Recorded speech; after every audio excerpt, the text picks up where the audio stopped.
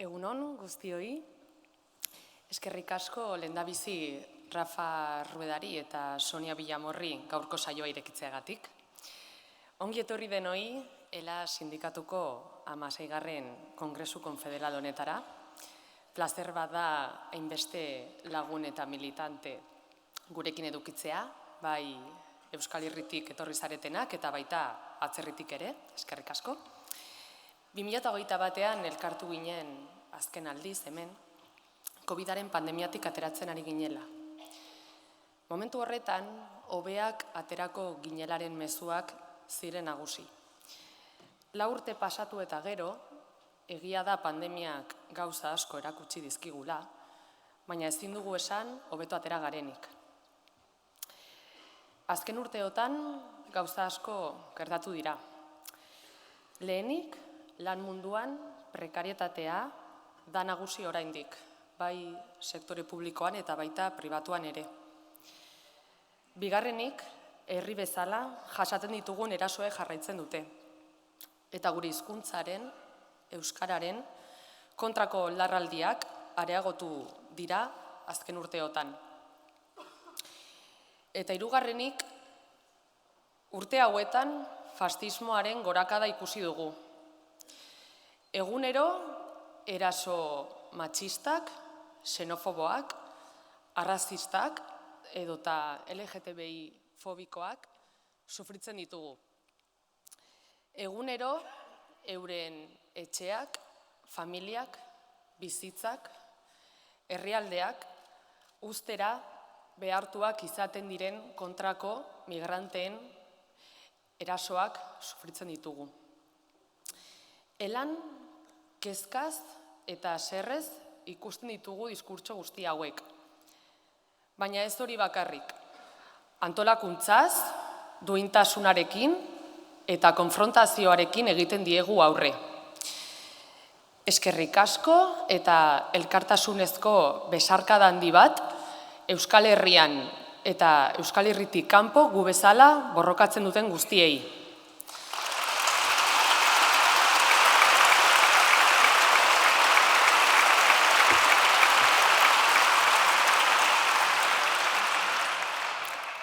Langileria antolatu, gizartea eraldatu. Más sindikato, más vida. Hau da, gure kongresu honetako leloa. Izan ere, intolerantziaren kontrako bakunarik onena, langileak antolatzea dela uste dugu. Langile klasea ahaldundu, baldintzak hobetzeko. Bai lan munduan eta baita lanetik kanpo. ELA, inoiz baino beharrezkoagoa da. Beste, gizarte hobe batean sinistu dugu, sinisten dugu eta sinisten jarraituko dugu. Bi egun hauetan, aukera izango dugu izan garenari aitortza egiteko, hurrengo urteetan izango ditugun errokei indarrez egiteko helburuarekin. Bi egun hauek guztiontzat emankorrak eta berazgarriak izatea espero dugu. Denon artean eraikiko dugulako hurrengo 4 urteetako ELA. Ona, iritsi gara, hilabeteetako lan kolektibo handi baten ondorioz. Ponentzia bat egin dugu, formazio kurtsoak jaso eta eman ditugu, aprobetxatu nahi dut hemendik esateko oso interesgarriak izan direla, eta zuzenketak ere egin ditugu ponentziari. Zorionak egindako lanagatik. Eta besterik gabe, hasiera emango diogu Kongreso Konfederalari. Konfederazioaren araudiak esaten duen bezala, Kongresuko mahaia osatuko duten pertsonen izendapen eta bozketarekin hasi behar dugu. Nazio Batzordearen proposamena ondorengoa da. Lehendakaria Edurne Iriondo, Arabatik Mirari Ullibarri, Bizkaitik Alain Garzia, Gipuzkoatik Elena Unanue, Nafarroatik Iñaki Saldize, Iñaki gaixorik dago gaur eta ezingo da etorri, Industria eta Eraikuntza Federaziotik Mikel Bilbao, Gizalan Federaziotik Josune Gerra, eta Zerbitzuak Federaziotik Imanol González eta Mariluz Rodríguez. Akta idazkariak Gabriel Zeberio eta Ester Alonso. Goazen ba, kongresuko mahaiaren bozketarekin. Hartu mesedez poltsetan daukazuen bozkatzeko txartelau.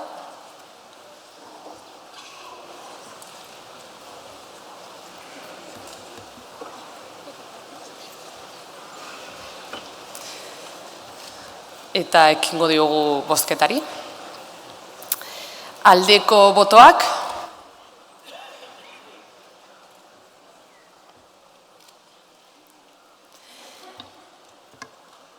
Jaitsi mesedez. Kontrako botoak. Txuriak. Ondo, mahaia hautatua geratzen da. Igo mesedez, mahaikideak eta akta idazkariak.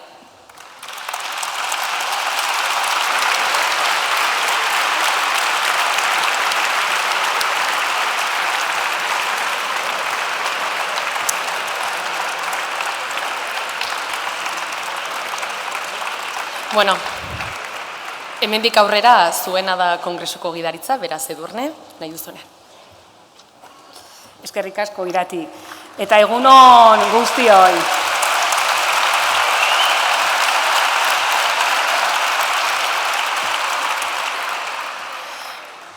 Mahaikide guztion izenean, gugan jarri duzuen konfiantzagatik, mila esker. Gogoz hartu dugu ardura hau, eta denon laguntza dela medio ondo burutzea espero dugu. Pozgarria da benetan guretzat, Euskalduna jauregi hau militante eta lagunekin betetzea elak bi egun hauetan ospatuko duen 16. kongresuan. Beraz, jaso ezazue gure agurrik beroena biltzar honetan parte zaituztegun elakide, sindikatu, erakunde desberdinetako ordezkari eta lagun guztioi. Iratik esan duen bezala, hilabeteak pasaditugu kongresu hau prestatzen. Hausnarketa eta eztabaidarako aukera ezin hobea izan dugu. Esan beharra dago, 1500 delegatu baino gehiagok parte hartu dutela ponentziaren inguruan egindako eztabaidan. Eta batzuen eta besteen ikuspegiak eztabaidatu eta bateratu ondoren, zer esanik ez, ponentzia aberastu eta osatzea lortu dugu.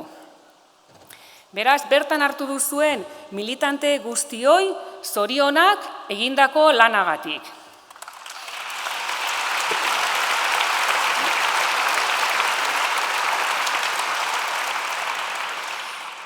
Gaurkoan, barle lan honen emaitza azaleratzeko unea iritsi zaigu. Eta horrekin batera, kongresu honetan azken urtetako ibilbide eta autuak berretxiko ditugu.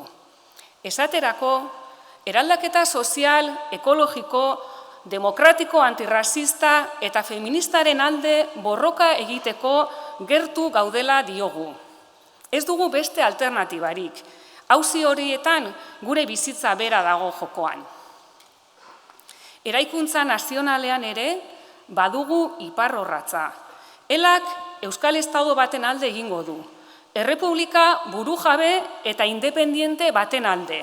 Gehiengo sozialaren zerbitzura eta euskarakiko konpromiso irmoa dugularik. Negoziazio kolektiboan, gure ekintza sindikalaren ardatza izanik, okerren daudenentzat eraginkorrak izateko ondo txertatu behar dugu prekarietatea eta emakumeon beharrak barneratu. Baita, bizimodu hobe baten bila gurera etorri diren pertsone migranteak jasaten duten esplotazioari aurre egiteko. Eta horretarako guztio gara beharrezkoak. Kongresuko lemak dioen bezala, langileria antolatu, gizartea eraldatu. Sindikalizazio eta militantziaren lanketari zentralitatea eman nahi diogu. Emakumeon parte hartzea bereziki zainduz. Ez gara inoiz aspertuko hau esaten. Militantzia gehiago behar dugu. Antolatuagoa, boteretsuagoa. Bide honetan, gure helburuak konpartitzen dituzten guztiekin bat egingo dugu. aliantzak estrategikoak dira, indartsuak eta konprometituak badira. Borobilduz, orain, inoiz baino gehiago, elak kontrabotereko sindikalismoa berresten dugu, langile klasearen eskubideen alde borrokatu eta bizibaldintzak hobetzeko. Eta asmo honetan, biltzar honek funtsezko 5 bete behar ditu. Lehenik eta behin, batzorde eragileak azalduko duen kudeaketa txostena onestea. Bertan, azken 4 urte hauetan egindako ibilbidea aztertu eta ezarritako helburuen betetze maila baloratuko da. Bigarrenez, ponentzia eta berari egindako ekarpen eta emendakinen eztabaida izango dugu. Testoan, alde batetik, egoeraren abagunea aztertzen da eta bestetik, hurrengo 4 urtetarako helburuak eta lan ildoak finkatzen dira. Ezinbesteko tresna beraz, gure lanari ekiteko. Ponentziaren osagarri gisa badira azpimarratu nahi diren hainbat gai eta egoera. Eta horren arira, gai ezberdinak aztertzen dituzten 3 ebazpen plazaratuko dira kongresoan. Hirugarrenez, elako estatutoak aldatzeko proposamen bat dugu. Hau azaldu eta horien bozketa egingo dugu. 4. puntu moduan, elaren printzipioen eguneraketa dakarkigu. Printzipio berriak azaldu eta hauen bozketa ere egingo dugu. Eta azkenik, batzorde eragilea hautatu eta izendatu beharko dugu. Horretarako, nazio batzordeak kongresuari proposamen bat luzatu dio, eta ordezkarion betebeharra izango da bozka ematea. Batzorde eragilearen bozketa hau bihar eguardian izango da. Elarentzat zer esanik ez, une garrantzitsua da. Eta eskaera bat luzatzen dizuegu. Bihar eguardian bozketa behar bezala gauzatzeko ez dadila inor falta mesedez. Eta besterik gabe, ekingo diogu kongresuari. Elan garbi dugu langileak garela sindikatuaren motorra, ahalmena eta indarra langileekin dugun hurbiltasunean dagoela, eta honi eutsi egin behar diogu. Eta bukatzeko, ez ditugu ahaztu nahi, arrazoi batengatik edo besteengatik gure artean egoterik izan ezin duten militanteak. Eta bereziki, gogora ekarri nahi ditugu 4 urte hauetan hildako, afiliatu eta militante guztiak. Beraien omenez, minutu bateko isilunea gordeko dugu.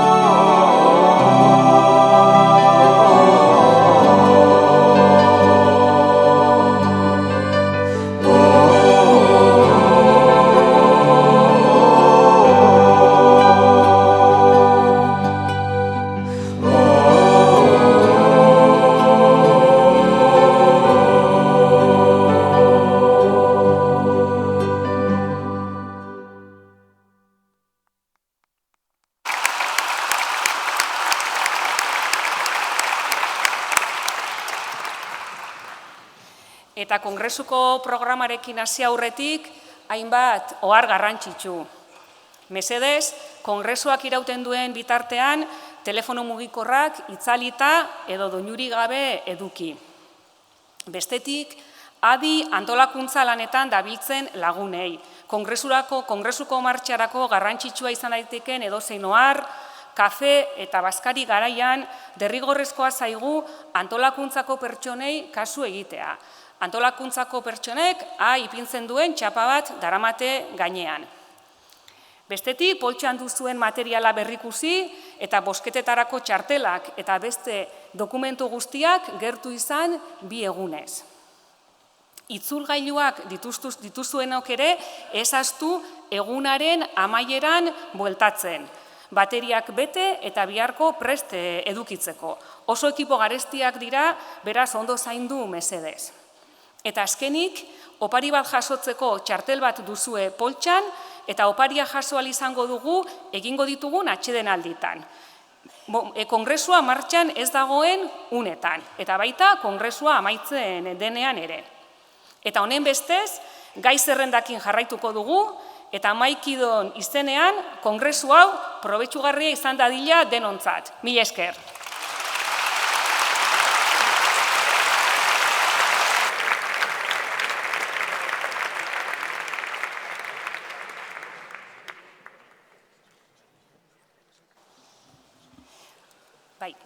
Bueno, eta orain elako kongresura hainbat organizazio gonbidatu ditugu.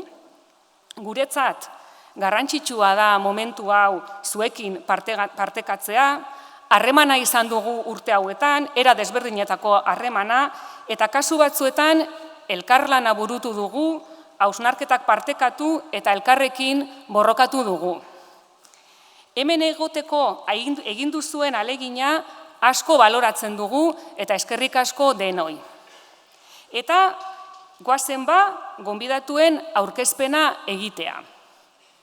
Urrutigotik etorritako 17 sindikatutako ordezkariak zaudete gurekin. Ondorengo hauek. Argentinatik, CTA autonomatik, Hugo Godoy idazkari nagusiak ordezkatuta.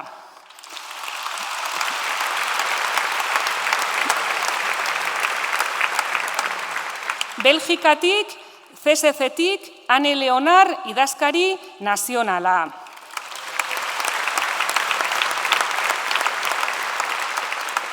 Brasilgo Kutetik, Antonio Lisboa nazioarteko harremanetarako idazkaria.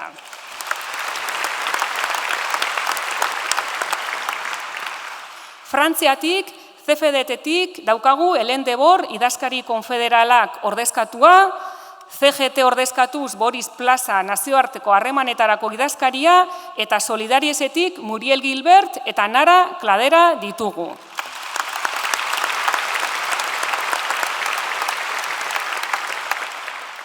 Georgiako Getutetik Raisa Liparteliana presidente ordea dago gure artean.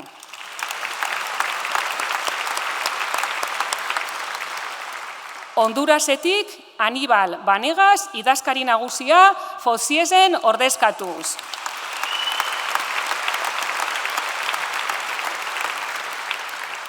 Indonesiako KSBS-etik bere presidenta Eli Rosita Silaban dugu gure artean.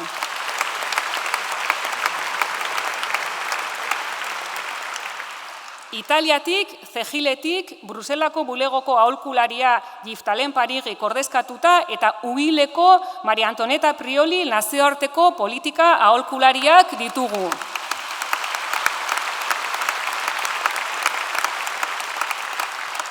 Portugaleko CGTPI-netik nazioarteko harremanetarako idazkaria Joao Barreiros ordezkatua dugu gurekin.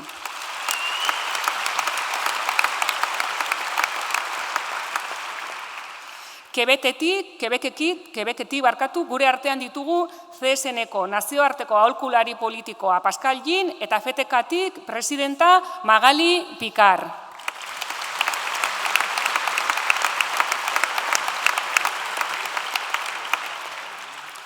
Saharako Arabiar Errepublika Demokratikotik UGT-sarioko ordezkariak ditugu gure artean.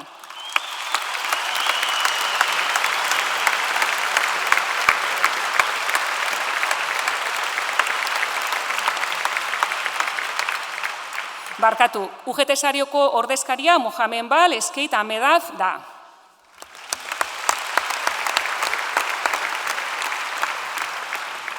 Eta azkenik, une gogor hauetan gurekin dugu Palestinako PGF-tutik Yasser Karahan.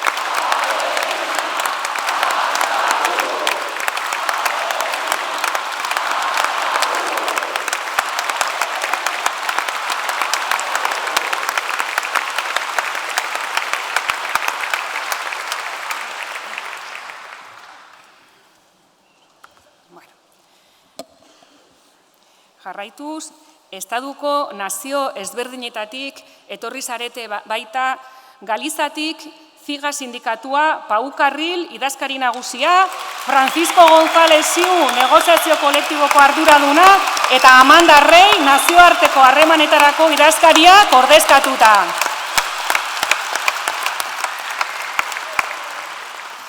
Kataluniatik, intersindikaletik, Sergi Perelló, idazkari nagusia, eta Ferran Kol, nazioarteko harremanetarako idazkariak ordezkatua.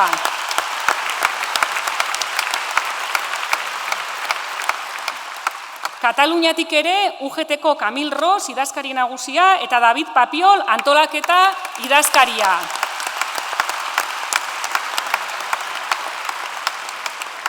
Aragoiko Ostatik, David Lázaro, idazkari nagusia, eta Pedro Lobera, nazioarteko harremanetarako idazkaria ditugu. Eta Espainiako Usotik, Carmen Alejandra Ortiz, nazioarteko harremanetarako idazkariak ordezkatua.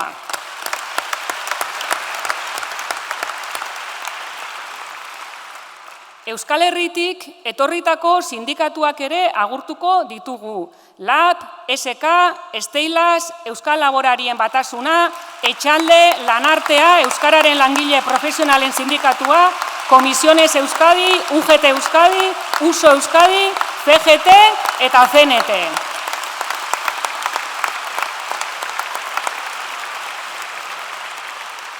Eta hemen zaudete baita hainbat eragile, gizarte mugimendu eta organizazioak. Guztioi ongi etorria.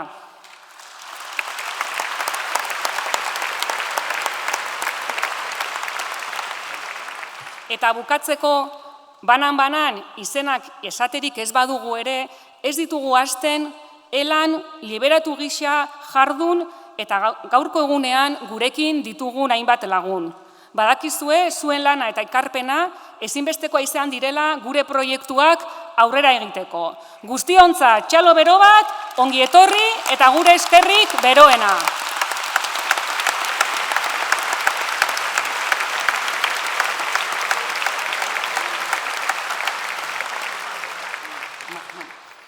Eta hemen, fisikoki gurekin izateko aukerarik ez badu ere, CSI nazioarteko konfederazio sindikalaren idazkari nagusiak, Luc Trianglek, bideo bat bidali digu.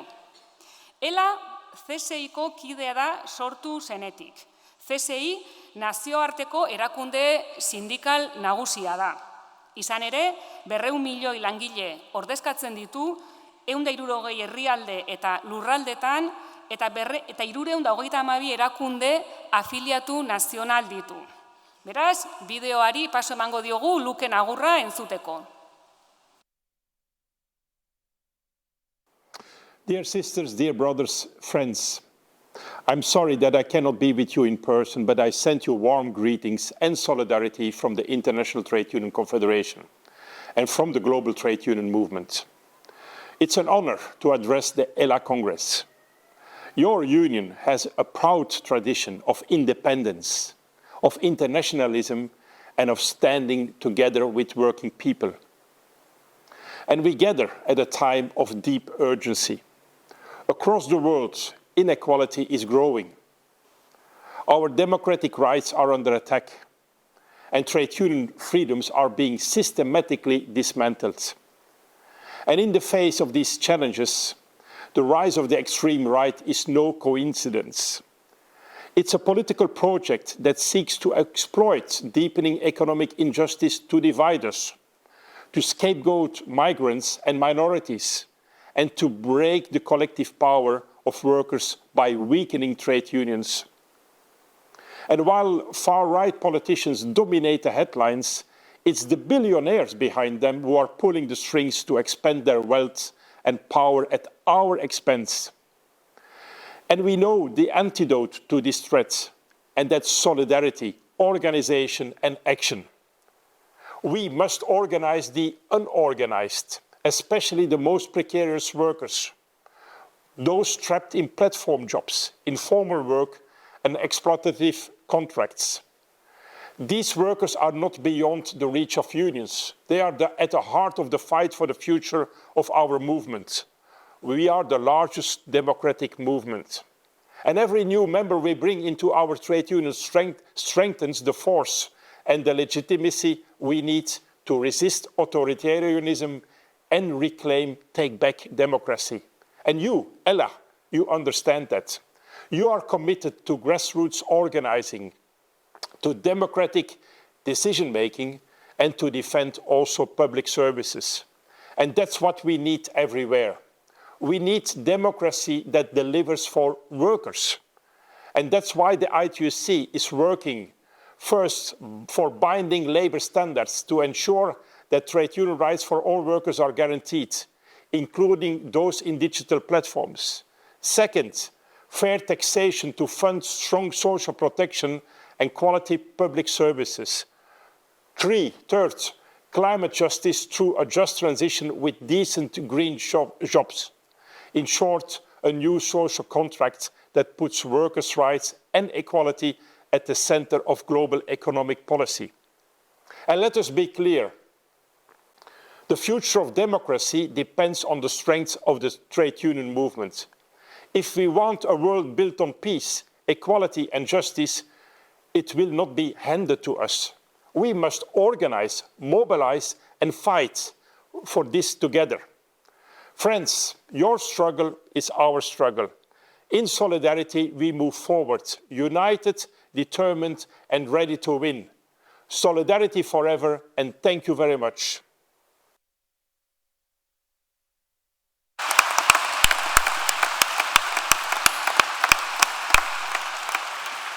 Eskerrik asko, Luke, zure agurragatik, eta orain beste agur bat entzungo dugu. CESeko Europako Sindikatuen Konfederazioko idazkari nagusia den Esther Lynch gaur ez dago fisikoki gurekin. Pasaden irailean, ela hobeto ezagutzeko bisita egin zigun eta guk gure sindikatuaren ezaugarri eta berezitasunean sakontzeko aprobetxatu genuen berarekin. Eta Esterrek gure kongresua agurtzeko bideoa bidali digu. Ikus dezagun. Colleagues, I bring greetings and solidarity from 45 million workers and their trade unions around Europe. Friends, trade unions have never been more relevant or more necessary or more needed than they are today, because we are the collective power of working people. We're the counter voice to the powerful. We're the strongest voice for social justice in society. And we know that organizing in our unions by having a collective agreement, that's the most effective way to win a fair wage and decent conditions at work, but also for training at work, health and safety at work, and also for the opportunity to advance and have progression at work. Our demand is clear: a quality job for every worker in every sector and every region.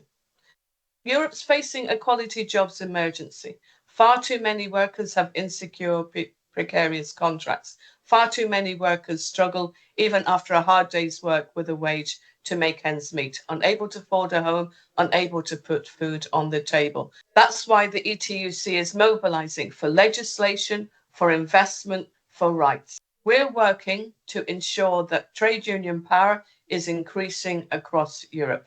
And this mission has never been more vital, because strengthening democracy in our workplaces, in society, and in our parliaments is a vital, urgent mission.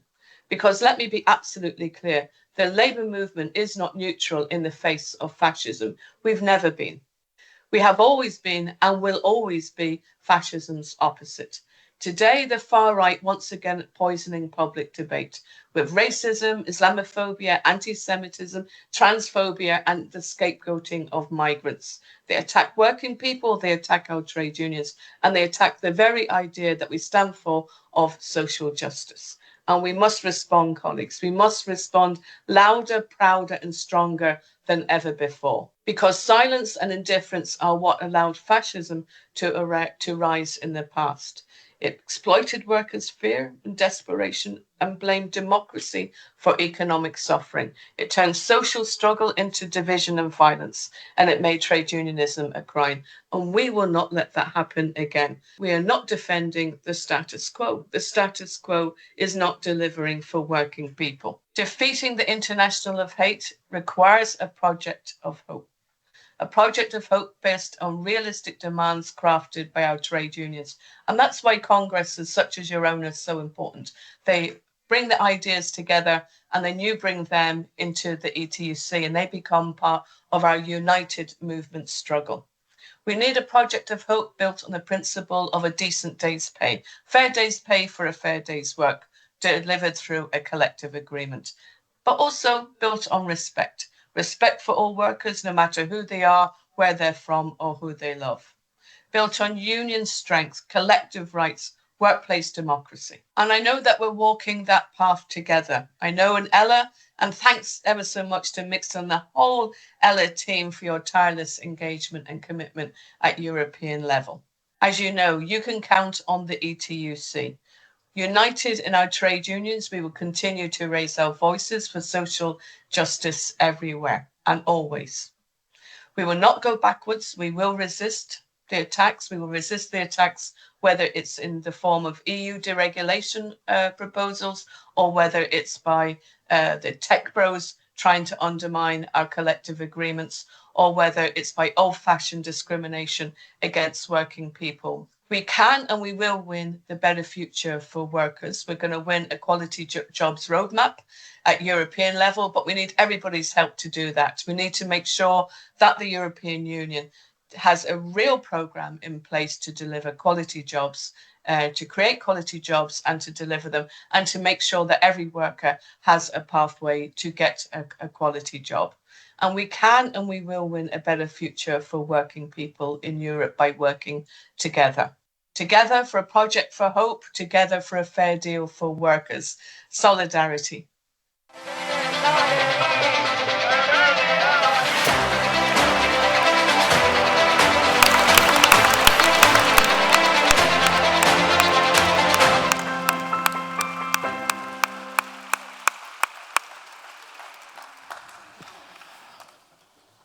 Egunon, Egunon. Egunon. Oso haserre nago. Oso haserre. Magoen sindikatutik ez da inor etorri. Flipatzekoa, chavales. Kaixo, egunon, niri zen Imanol Ituño da eta magoa naiz. Eta magoen ordezkari bezala etorri naiz ona. Egunon. Esan didate, voluntario bat eskatzen baduzu ez da inorraterako. Ni pentsatzen nuen, sindikatuetan, denak batera lan egiten genuen, langile sume bati laguntzeko, baina ikusten dut gaur ez dela horrela. Orduan esan didate Joseba ateratzeko, ni Joseba norden ez dakit. Joseba, non zaude? Joseba! Etorri! Simpatiko, ze moduz, ondo? Egunon, Joseba, begira, etorri. Hau zure mikroa izango da, bale? Hortik, hitz egin ezkero, papera ez duzu? Oso ondo improvisatzagatik. Hemen txutxiko du, bale? Epa, parkatu. Eskuak libre bar dituzulako orain, bale, Joseba? Oso ondo, begira. Simpatiko. Bueno, eskerrik asko laguntzagatik, begira, Joseba? Begira. Zer da, Joseba? Kartak. Kartak dira. Bueno, kamaran, begira hortxe, perfecto, hortxe ikusten da, begira. Hemen txauskagu pokerreko kartak. Ezagutzen dituzu pikak, trebolak eta olakoak. Hartu eta nahaztu. Nahaztu. Badakizu zergaitik esaten den nahaztu? Egiten duzulako zuk. Nahaz? Tu. Bueno, Joseba, magoa naiz, bale? Ez naiz humorista. Bien oso ondo nahaztuta. Begira, Joseba. Esan didat ere lebidun egiteko, bale? Argentinatik etorri dela Hugo, tu. Desde Argentina. No sé dónde estás. Chamorro Godoy. Toma, ya. Bueno, orduan begira. Hemen txauzkogu kartak, ezberdinak. Una baraja de poker. Pokerreketako kartak. Joseba, benetan ez gaude konpintxatuta, ez da hori argi geratu daitela. Hombre, hori badakite dana. Zu bazenekien etorri bartzen nuela, baina ez dakizu zer egitera, hori da importantena. Orduan, hemen txauzkogu kartak eta rotulki bat. Hartu errotuladora, mesedez? Joseba karta bat hartuko du, bale, Joseba? Joseba, vas a coger una karta, erakutsiko diozu jende guztiari, pantailan ikusiko da, baina nik ez dut ikusi behar. Orduan, begira, hortxe dago Ainoa, hola, kaixo. Ainoak tapatuko dizkit begiak, nik karta ez ikusteko, bale? Orduan, denak ezberdinak hartu bat nahi duzuna, nik ez dut begiratzen. Amala letxe, nahi duzu hortik, bale, hartu bat, hortik. Erakutsi guzti, Ainhoa, Markatu egingo dut? Itxaron. Bale. Bueno, ni horrela jartzen, karo, eski tontoa naiz, karo, eskuak okupatzen bat dizkizut ezin duzu hitz egin, parkatu Ainhoa. Bale, eta, jazta, Joseba, eskerrik asko, Ainhoa, parkatu, jazta, erakutsi duzu, jendeari erakutsi duzu. Ez, karo, gaina kamara niri jarraiki, erakutsi karta, Joseba, nik ez dut karta ikusi nahi. Hola, zemuz, kaixo. Jazta, Joseba? Bai. Joseba, 5 minutu ditut, mesedez, hainegin, bale, perfecto. Joseba, orduan begira, karta horrela, goitik bera botako ditut, eta zuk nahi duzunean, cuando tú quieras, Joseba, me paras, esaten duzu, stop, geldi, nahiko, nahi duzuna, bale? Nahi duzunean, Joseba. Stop. Hortxe, venga, utxe hor karta, nik ez du begiratzen, Ez Joseba. dago markatuta, Ez den markatu. Bale, markatu, venga, Joseba, markatu. Egin firma bat, Joseba, marka bat, parkatu, ez dut esan, parkatu, Joseba. Ez que urrengon zabisa. Karo, arrazoi duzu, Joseba. Firmatu duzu, Joseba? Firmatu egin duzu, Bai, orduan orain bai esan stop nahiko nahi duzunean. Stop. Hortxe, utzi hor karta, nik ez du begiratzen. Eta zure karta, Joseba, non geratzen da? Baina atzetik markatzen baduzu, Joseba. Atzetik markatu eskero oso erreza da niretza jakita zein dan. Pentsatu ez. Claro. Pentsatu ez. Aurretik markatu, Joseba, beste. Venga, ba. Bueno, uste dut... Ondatea zaigu, 7 minutu emango dizkiatela. Ondatea zaigu. Venga, Joseba, nahi duzu. Erakutsi, hartu bat, erakutsi. Hori? Bai? Ez erakutsi hori. Vale. Hau ere ez? Bateko trebola, begiratu aberra asmatu duan. Bai. Erakutsi. Bateko trebola, magoa nahi. Firmatu, Joseba. Egin firma bat, bai, Joseba, berotzen. Erakutsi ikusi, zila badak izan, nahi, Joseba. Venga. Bateko trebolari, hemen geldi utziko dut, kamarak ikusi dezan, hor dauka horrelako, firma edo garabatillo bat, bale, Joseba? Firma importantea. Firma oso garrantzitsua. Buah, nik honekin hitzarmenak egin ditzaket, edonorekin, Bueno. Uila Saiatu. Uila patronal, begira. Bateko trebola erditik utziko dugu, gutxi gora bera, Joseba. Más o menos en el medio de la baraja, gutxi gora bera, baraja en erditik, more or less in the middle of the baraja. Joseba, be careful, begira, bateko trebola. Hortxe, erdian, bale? Hortxe, erdian. Berdin dio, karta non dagoen. Importantena da, karta hori bakarra dala munduan. Zuk nahi izan duzun karta hartu duzulako, firmatu duzulako, tardian dagoelako. Begira, Joseba, txantxak aparte, orain bai magia gertatuko da, begira. Zure karta, dagoen tokian dagoela, bidai bat egingo du. Nire eskutik, from my hand to my pocket. In English. Joseba, you are going to flip it. In the world. Begira. Bat, bi, entzun dut ere Saharatik etorri direla. Wahat, Snein, Zereza. Toma ya, bat bita iru. Arabez, bat bita iru. Toma ya. Karta batek, bidai egin du. Nire eskutik, nire poltsikora. Eta karta hau, jaun Andreok, karta hau bada. Bateko trebola, increíble, eskerrik asko, jaun Andreok. A ver. Zer? A ver. Bai da, eskerrik asko. Ole, venga! Joseba. Epa tu, Joseba, hartu terakutsi mengo jandenek ikusteko. Bateko trebola! Ole! Zure garabatoa da, ez da? Ole! Otsa ona! Joseba, begira. Azkar, badakizuen magok badaukagula lege bat, hay una ley que tienen los magos. Mago batek zer ezin du egin. Bere sekretua? Azalerazi, azaldu, adierazi. Un mago no puede nunca enseñar sus trucos. Es la ley básica, hori da daukagun legea. Nik gaur, familian gaudenez, gutxi batzu gaudenez, 5-6 gaudenez, azalduko dizuet, bale? Gero etxean praktikatzeko, bale?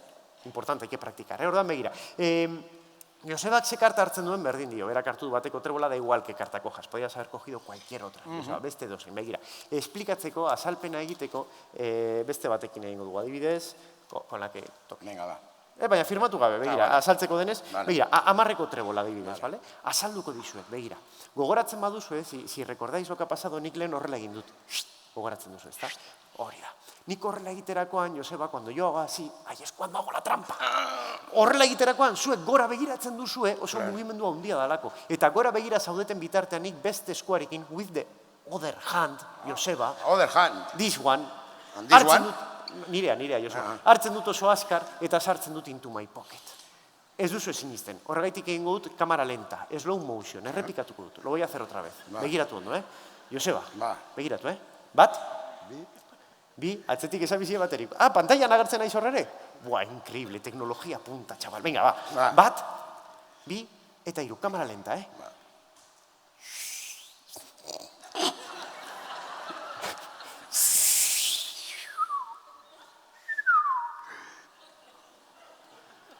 Joseba, hortik, mira. Isartxoak ikusten dituzu, ez da? Eta egiten dut horren azkarri inork ez duela ikusten. No, te lo cree, ni Joseba, se lo cree, gainera amarreko trebola ez dago firmatuta, ez dago impresionat beste bat eukin ezaken, politen alitzateke egitea zurearekin, firmatuta dagoela.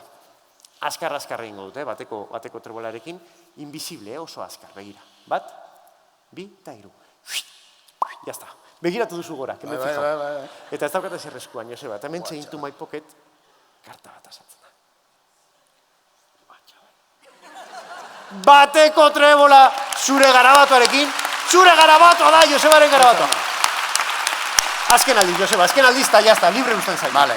Eskerrik asko la Lasai, ni egun guztirako etorri naiz. Ja, baina ni ez. Begira, Joseba, orduan, bateko trebola, sinatuta. Joseba, orain benetan, argi geratu daitela. Ez gaude konpintxatu. Garbi geratu da. Garbi geratu da.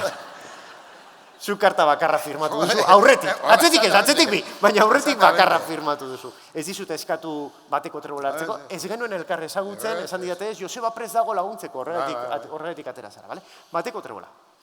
Erdian, hortxe, barajaren erdian. Joseba, zu zeuk sartu horrela, eman horla golpetxo batzuk erdian sartzeko, horia, perfecto, Metro bat karta batentzat pilo bat da. Bida egingo du, azkenengo aldiz, Bat, bi, eta hiru. Jazta. Joseba, jarri horrela tzamarra. Eta ikutu hemen. Hemendik bera, Joseba? Bai. Zer dago? Karta bat dirudi, ez da? Bira, ez daukat ezer eskuetan, karta aterako dut eta ja bukatzeko, magiaren bukaera da, Joseba, azken favore eskatuko dizut. Hartu karta hemendik, hartu hemendik, hemen erakutsi geldi, kamarak ikusi dezan eta mikrora esan behar duzu. Tara! Ja, magiaren bukaera dalako, bale? Joseba, hartu, eta erakutsi horko jandenek ikusi dezaten, tara! Bateko trebola! Ba, chaval. Parkatu, ez da. Ba, chaval. Parkatu, Joseba, igual. Hau? Ez hauziko trebola da, parkatu. Hau? Epa, joder, asmatuko zu. Bai, ja, igual. Hemendik igual. Epa, hostia, tu. Egon behar du parkatu, batzutan gertatzen da. Epa. Joseba, batzutan gertatzen da, Joseba, karta guztiak. Txalo bero bat! Batek izan ezik, Joseba. Toma! Tara! Bateko trebola! Ole! Josebaren firmarekin. Eskerrik asko, Joseba. Zuretzat, Joseba. Eskerrik asko, mila esker. Eskerrik asko, Joseba. Erroturkia nire da, bai, eskerrik asko, Joseba. Beste bat arte, agur, Jaun Andreok. Agur, eskerrik asko. Agur.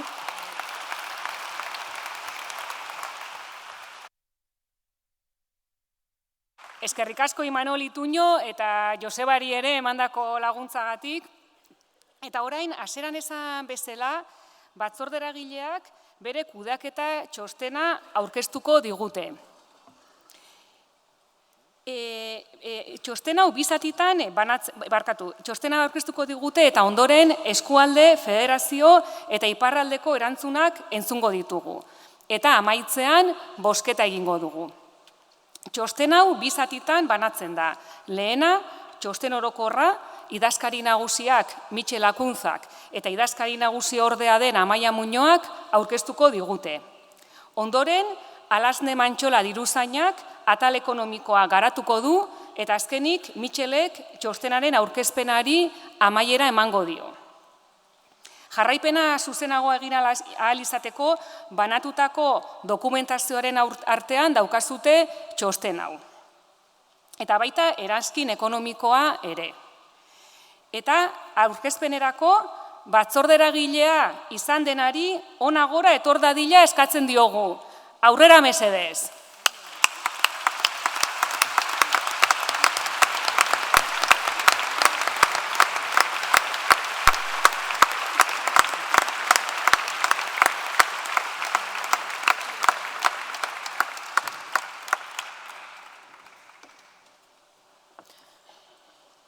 Eta besterik gabe, Mitxel eta Amaia zuena da hitza.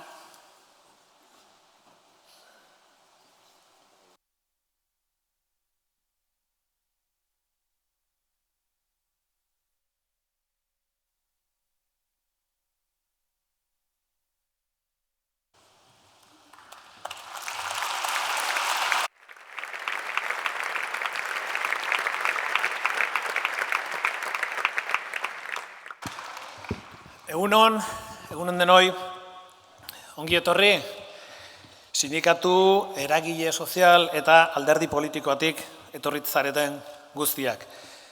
Ongi etorri eta eskerrik asko gure kongresura hurbiltzeagatik. Eskerrik asko bereziki urrutitik etorritzareten sindikatuei. Banatzen gaituen distantziaren gainetik herrien eta langileen arteko elkartasunak batzen gaitu. Kongresu honek laguntasun hori estutzeko balioko duelakoan gaude. Ongi etorri ere, gaur gurekin zaudeten sindikatuko militante historikoak. Zuek egindako bideak ekarri gaitu ona. Belaunaldi bakoitzak bere erronkak ditu. Atzo zuek, gaur gu. Baina oso garbi dugu etorkizuna ezin dela eraiki iragana kontutan hartu gabe. Ari luze hori ez da eten, eta ez da etengo. Eta horregatik, hau da gaur, eman aldizuegun albisterik onena, begibistan duzuen etengabe indar berritzen den Euskal Herriko lehendabiziko sindikatuaren jarraipena. Gure errespetua, gure aitortza eta esker ona helarazi nahi dizuegu gaur, besarkada bat denoi. Eta egunon nola ez, hortxe parean zaudeten kongresistei, zuek eta hemen sartzen ez diren hainbat militantekin osatzen da sindikatua. Militante bada, sindikatu batek daukan atxorrik handiena. Egunero, konpromiso kolektibotik abiatuta arduraz ardura, lantokiz lantoki sindikatuari ahotsa eta aurpegia jartzen diozue. Bi egun hauetan, zuen lantokitako lan sindikalean eten bat egite askatu dizuegu. Zuen sindikatuak erronkak eguneratu eta indar berritu behar dituelako. Zuek zarete beraz kongresu honetako protagonistak. Eskerrik asko hartu zuen konpromiso militante hori eusteagatik.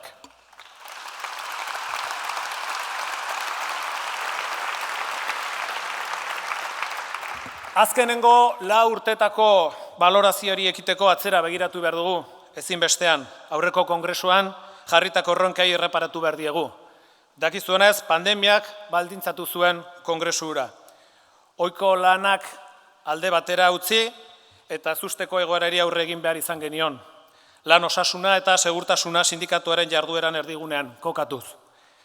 Gutxitan ikusi da, hain argi, bizitza eta kapitalaren arteko talka. Ondorio nagusi bat atera genuen. Ustez, gizarte osoan partekatzen zen ondorio bat. Funtsezko lanak esentzialak aitortu behar zirela. Eta ez da horrela izan, lehen oiratik aipatu du. Agintariak laster ahaztu dira bizitakoarekin. Bizitza posible egiten duten langile horietaz ahaztu egin dira. Kasurik ez, Araban edo Nafarroako erresidentzietan dauden langilei. Osakidetzan, langileen aldarriak lokartzeko eta egiturazko neurriak ezartzeko mahai antzu bat montatzea izan da gobernuaren irtenbideak. Elak sustatu eta babestu ditu sektore hauetan egindako greba eta mobilizazioak. Besteak beste, aurreko kongresuan ezarritako erronka eta ildo nagusiekin bat zetozelako. Hau da, erabaki genuena. Prekarietatearen aurkako borroka eta zerbitzu publikoen defensan sindikatuaren erdigunean kokatzea. Eta horrekin batera sindikalismo feminista bultzatzea. Eta guztia sustatzeko esan genuen gure esku dagoena egin behar dugu. Eta gure organizazioa eta gure lan egiteko modua hobetu. Lan planifikatuaren beharrez hitz egin genuen militantziaz eta sindikalizazioaz. Hauek eta beste batzuk izan ziren gure buruari jarritako erronkak. Zuekin partekatu nahi dugu gaurkoan, zailtasuna izaltasun argi ilunekin azkenengo 4 urtetan egindako bidea.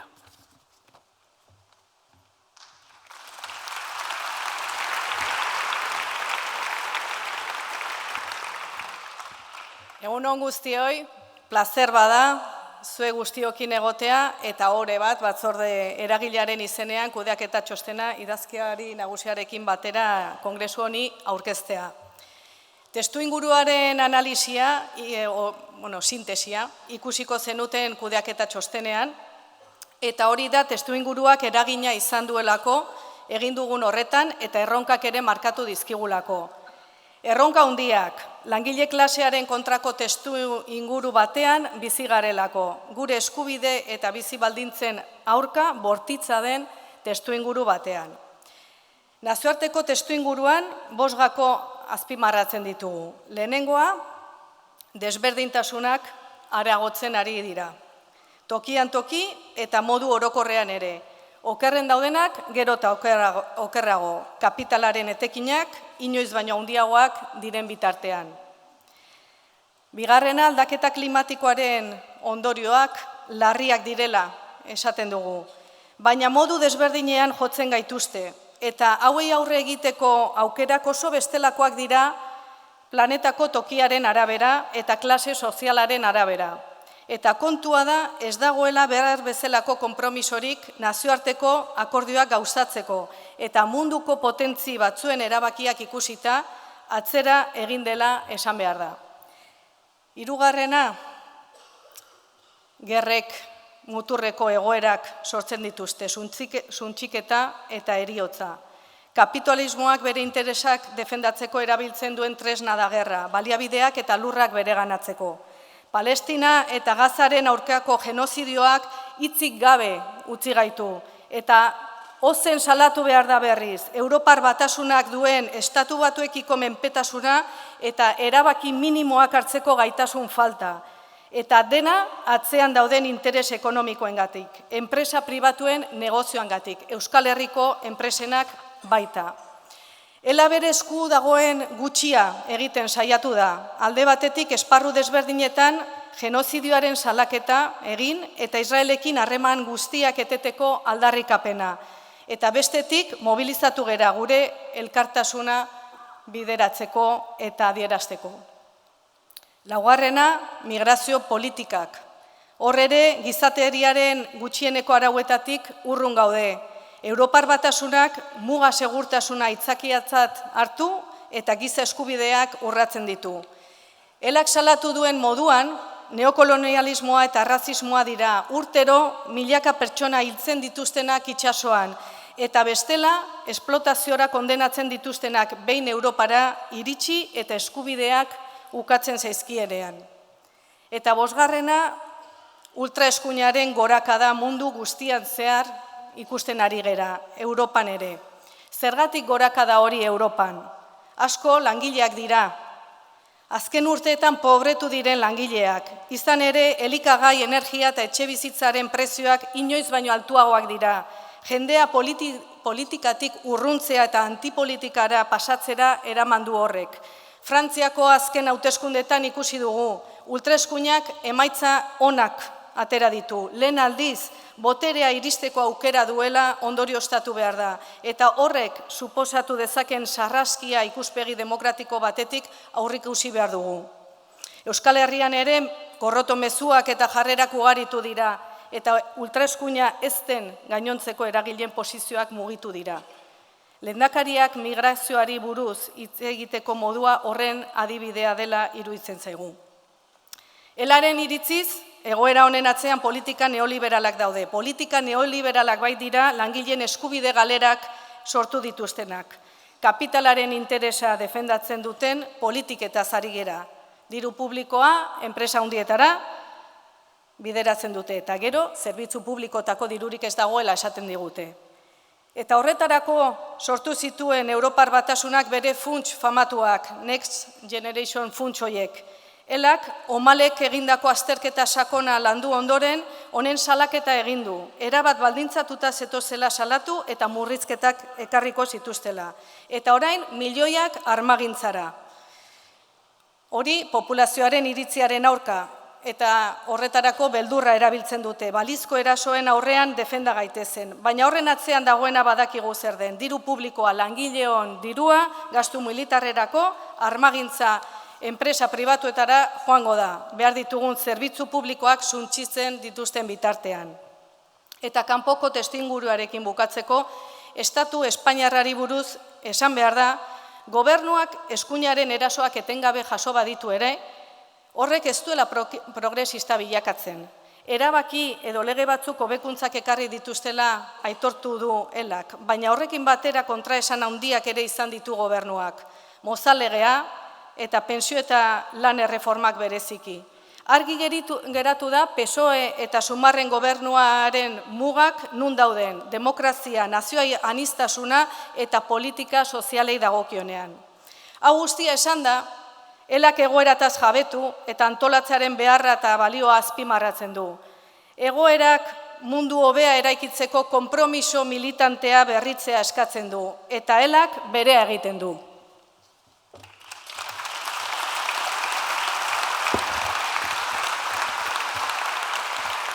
Euskal Herrira etorrita, kudeaketa txosten honetan, lau ezaugarri nagusitan laburbilduna izan dugu hemen gertatutakoa. Batetik, pobretze fase batean, gobernuek bultzatutako politika neoliberalekin jarraitu dugu. Bestetik, ezkerrak uko egin dio oposizioa eta politika eraldatzaile defendatzeari. Hirugarrenik, Espainiar estatuaren zentralizazioaren estrategiak bere horretan dirau. Eta laugarrena, egoera honen aurrean, zorionez, mobilizazio sindikalen eta sozialen gorakada izan da. Lehendabizikoarekin aipatu dizkizuet, lehendabizikoa Gasteiz eta Iruñako gobernuak aldatu dira bai, baina politikak ez dira aldatu. Esan bezala, neoliberalak izaten jarraitzen dute. Botere ekonomiko, enpresa eta gehien dutenen aldeko politika da herri hontan egiten dena. Zerga politikan zer gertatzen den besterik ez da ikusi behar.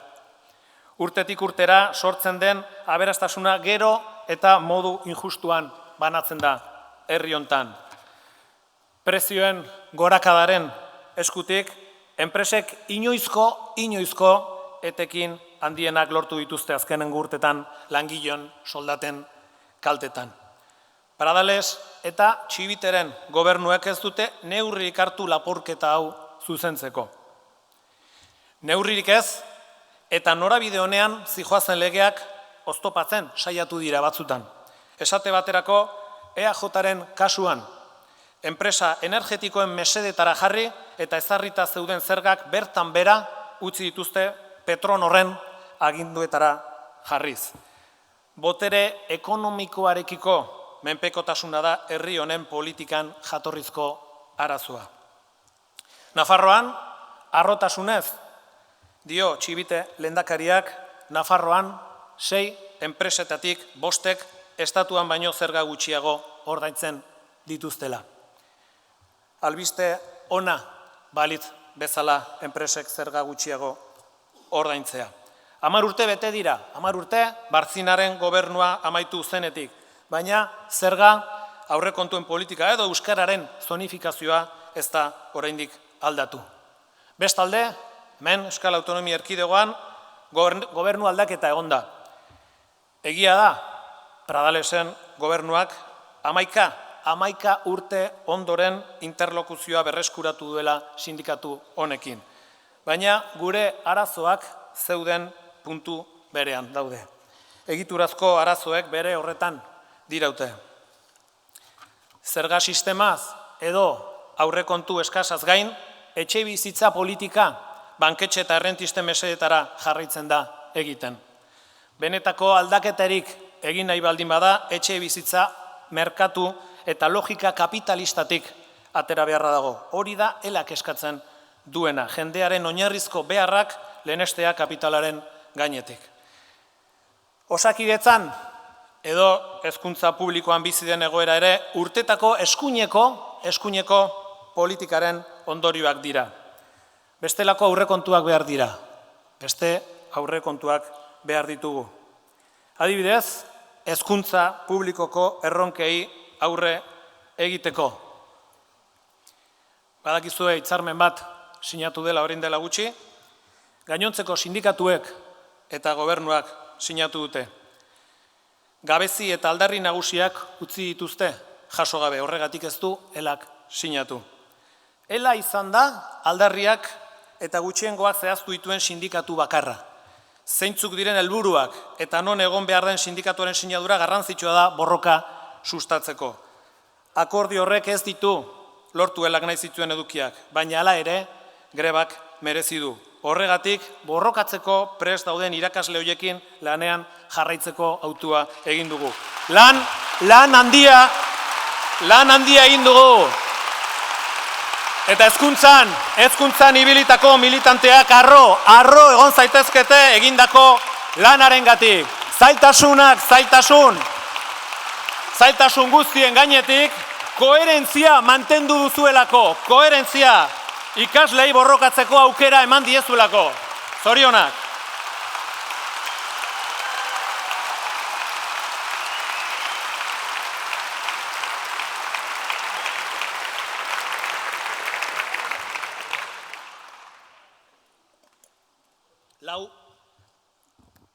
Lau ezaugarri nagusi, esan dizkizuet Euskal Herrian.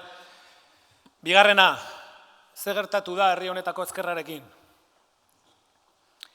Politika neoliberal, oraintxe aipatu dizkizuedan politika neoliberal horiek jentzen diren bitartean, atsegabez hartu dugu herri honetako ezker politikoak oposizioa egiteari eta konfrontazioari uko egin izanak. Guk atsegabez hartu dugu. Orain dela gutxiko adibide bat komentatuko dizuet. Elkarrekin Podemosek, EAJak eta PSrekin adostutako sasi erreforma fiskala. Akordioa penagarria da. Penagarria. Ezer aldatuko ez duena. Akordio horrek ez dakar inongo funtsezko aldaketarik EAJak eta PSren garaipen bada. EAJko bozera emaile batek argi utzi zuen elkarrizketa batean. EAJaren boto emaileak lasai egon behar dute, sinatu duguna ez da ezkerreko akordio bat. Arrazoia dute, argi zegoelako ez da ezkerraren zantzurik ere akordio horretan. Norabide berean, EH Bilduk babestutako zenbait akordioek agerian utzi dute ere ezkerreko alternatiba eraldatzailea defendatzeko konpromiso eza. Bizkaiko eta Arabako foru aldundietan aurtengo aurrekontu neoliberalak onartzea 2023rako Eusko Jaurlaritzaren aurrekontuei eskainitako babesa edo aurten ere EH Bilduren prestutasuna aurrekontuak negoziatzeko osakidetza edo fiskalitatea bezalako funtsezko gaiak negoziaziotik kanpo utziz. Edo Nafarroan ere, oraindikan UPNren gobernuetatik aldatu ez den zerga eta aurrekontu eredu baten onarpena. Ela ez dator bat estrategia horrekin. Funtsean 3 gauzengatik. Batetik, eredu neoliberalen asimilazioa eta normalizazioa dakarrelako. Akordio zabal horiek aditzera eman dezaketelako gauzak ez daudela hain gaizki eta gauzak gaizki daude. Bigarrenik, benetako alternatiba politiko bat defendatzeari uko egiten zaiolako. Eta ez dira ezbaian jartzen egungo politiken gabeziak eta arazoak. Eta hirugarrena, eta gu batez ere sensiblea gara gai hontan, gizartearen desmobilizazioa zabaltzen duelako. Esandakoaren ondorioz gatazka sozialak eta sindikalak indargabetzen dira. Eta adostasun politiko horien ondorioz eragile sozialen interpelazioa arazo bezala ere ikusten da. Guk instituzioetan ezkerra behar dugu. Langileon aldarrien erresonantzia kutxa gisa aritzeko prest egon beharko lukena. Baina horretarako alternatiba eraldatzailea defendatu behar da. Eta horren aldeko hautua egiten denean konfrontatu behar da. Botere ekonomikoa privilegiozko tratu duen hontan ezin da politika berdinzaleagoa edo aurrerakoia egin interes horien aurka konfrontatu gabe. Konfrontazioa demokratikoa behar da. Konfrontazio demokratikoa hori baita funtsean politika. Interes ezberdinen arteko konfrontazioa.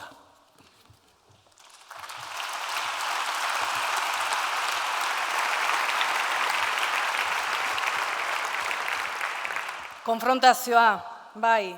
CBK-ko presidente berria den Guillermo Buzesek, bere aurkezpen egunean, esan zuen, la confrontación no lleva a ningún sitio. Elak kontrakoa frogatu du. Elak bizi dugun testuinguruan langileen baldintzak hobetzeko konfrontatu behar dela dio. Eta estatuko zentralizazioak gure autogobernua erasotzen badu, konfrontatu behar da. Horregatik dio elak, estatuaren aurrean euskal instituzioek eta indar politikoek beste jarrera bat erakutsi behar dutela. Eusko Jaurlaritzak egindako txostenak dio, Espainiar estatuak gure eskumenak ahuldu dituela, baina txostenaren ondorioak alde batera utzi dituzte eta Madrilekin betikotu egin dute transferentziei buruzko eztabaida antzua. Nafarroko egoera antzekoa. Auzitegi nazionalak 11 legeri helegitea jarri die, baina Iruñako gobernuak, Gasteizkoak bezalaxe, erantzun irmorik ez. Espainiar estatuko erakundeekin dituzten harremanak edota PSekiko aliantzak ez dituzte zertan aldatu edo baldintzatu. Elak berriz, erasoak salatzeaz gain, sektore publikoko greba eta mobilizazioekin erantzun du, eta lan baldintzak Madrilen erabakitzeak dituen ondorioak salatzeko milaka lagun atera gara kalera.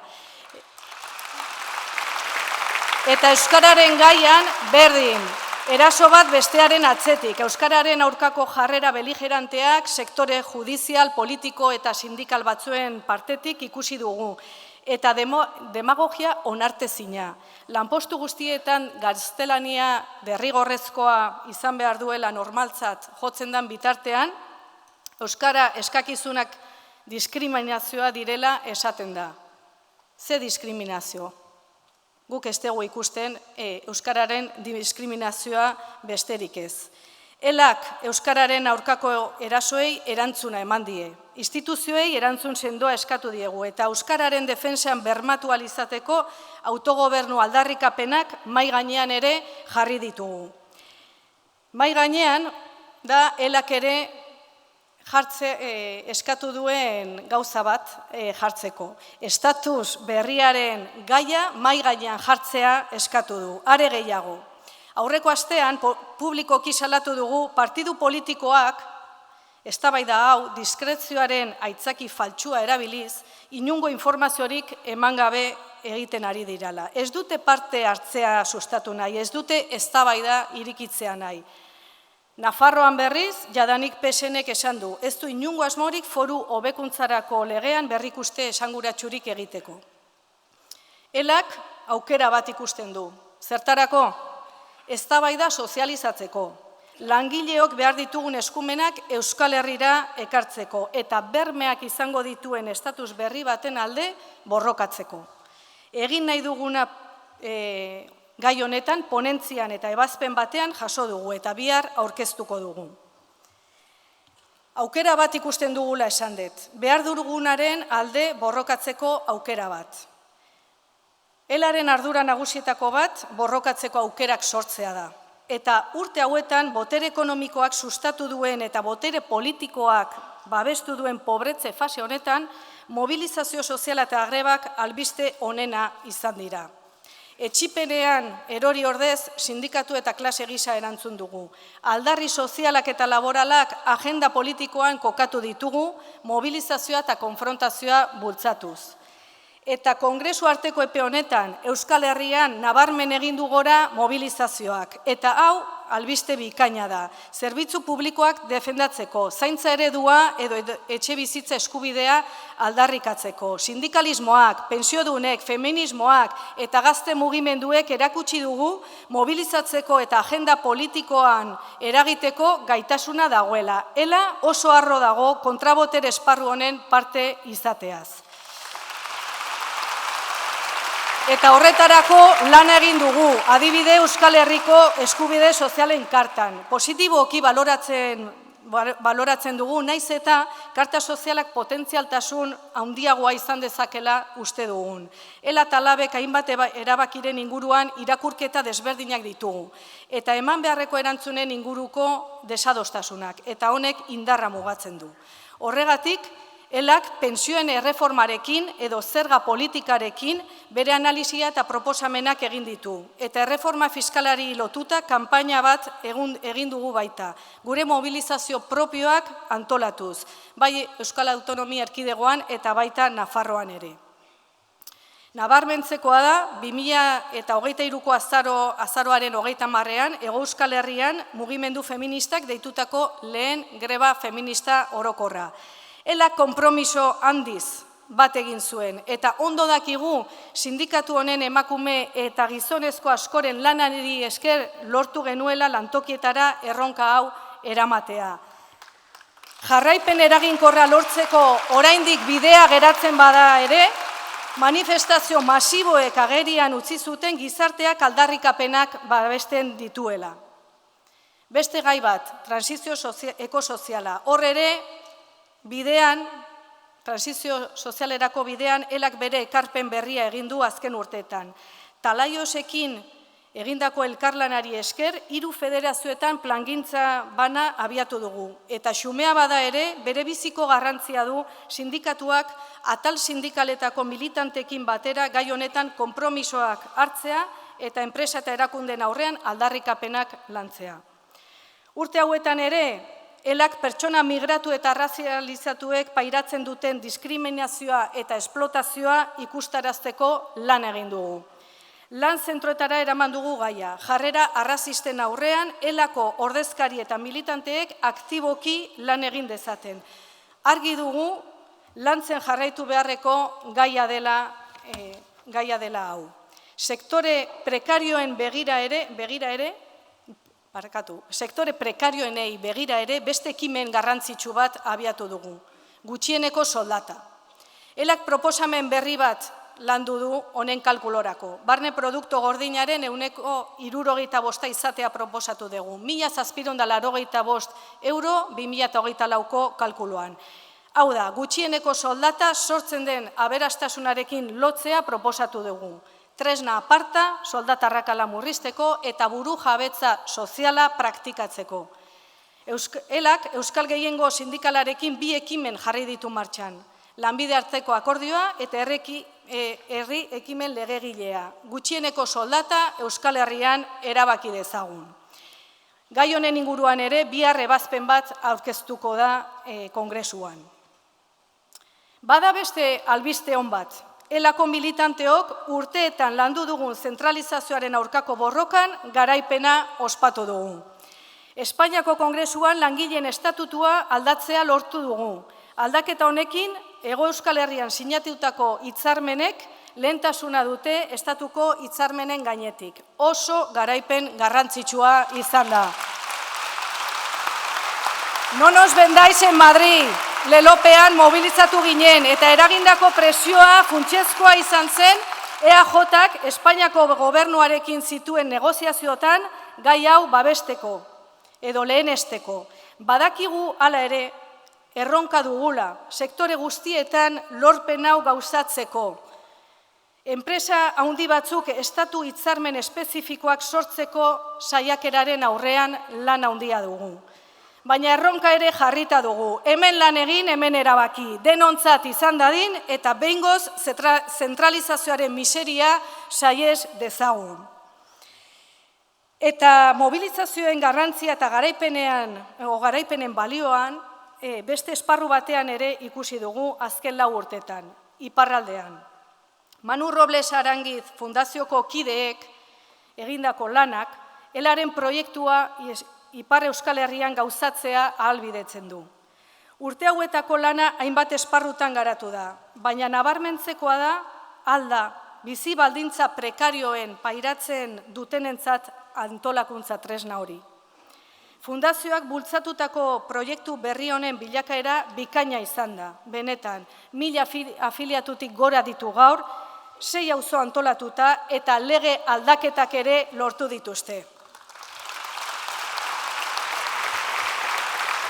Eta hau, etzen posible izango, 80 militante baino gehiago osatzen duten gogoeta taldeak egiten duen hausnarketa estrategikoa eta eztabaida politikori gabe. Honek posible egiten du proiektuak garatzea eta militante berriak erakartzea. Eta bidea ematen du langile klasearentzat garrantzitsuak diren eztabaida eta ekimenetan fundazioa eta bere bitartez eragile garrantzitsuak izatea. Eta puntu hau ezin dut bukatu bi aipamen egin gabe. Lehenengoa, pasaden urtarrilean, Robles Arangiz familiak bere etxea dohaintzan eman zuen. Elari, fundazioari, Beskoitzeko etxea eta lurrak emateko nahi aspaldi adierazi zuten. Langileentzat tresna izan zedila nahi zuten. Eraiki funtsaren bidez gauzatu da nahia. Eta bigarrena, 2024ko apirilean, zigorrik gabeko epaia eman zuen Parisko auzitegiak. Honek zor zaiona eman dio Luhusoko taldeari. Armagabetzea posible egiteko ausardiaz eta eskuzabaltasunez jokatu zuen Luhusoko taldeari, txetx gure militantea tarteko izan zelarik.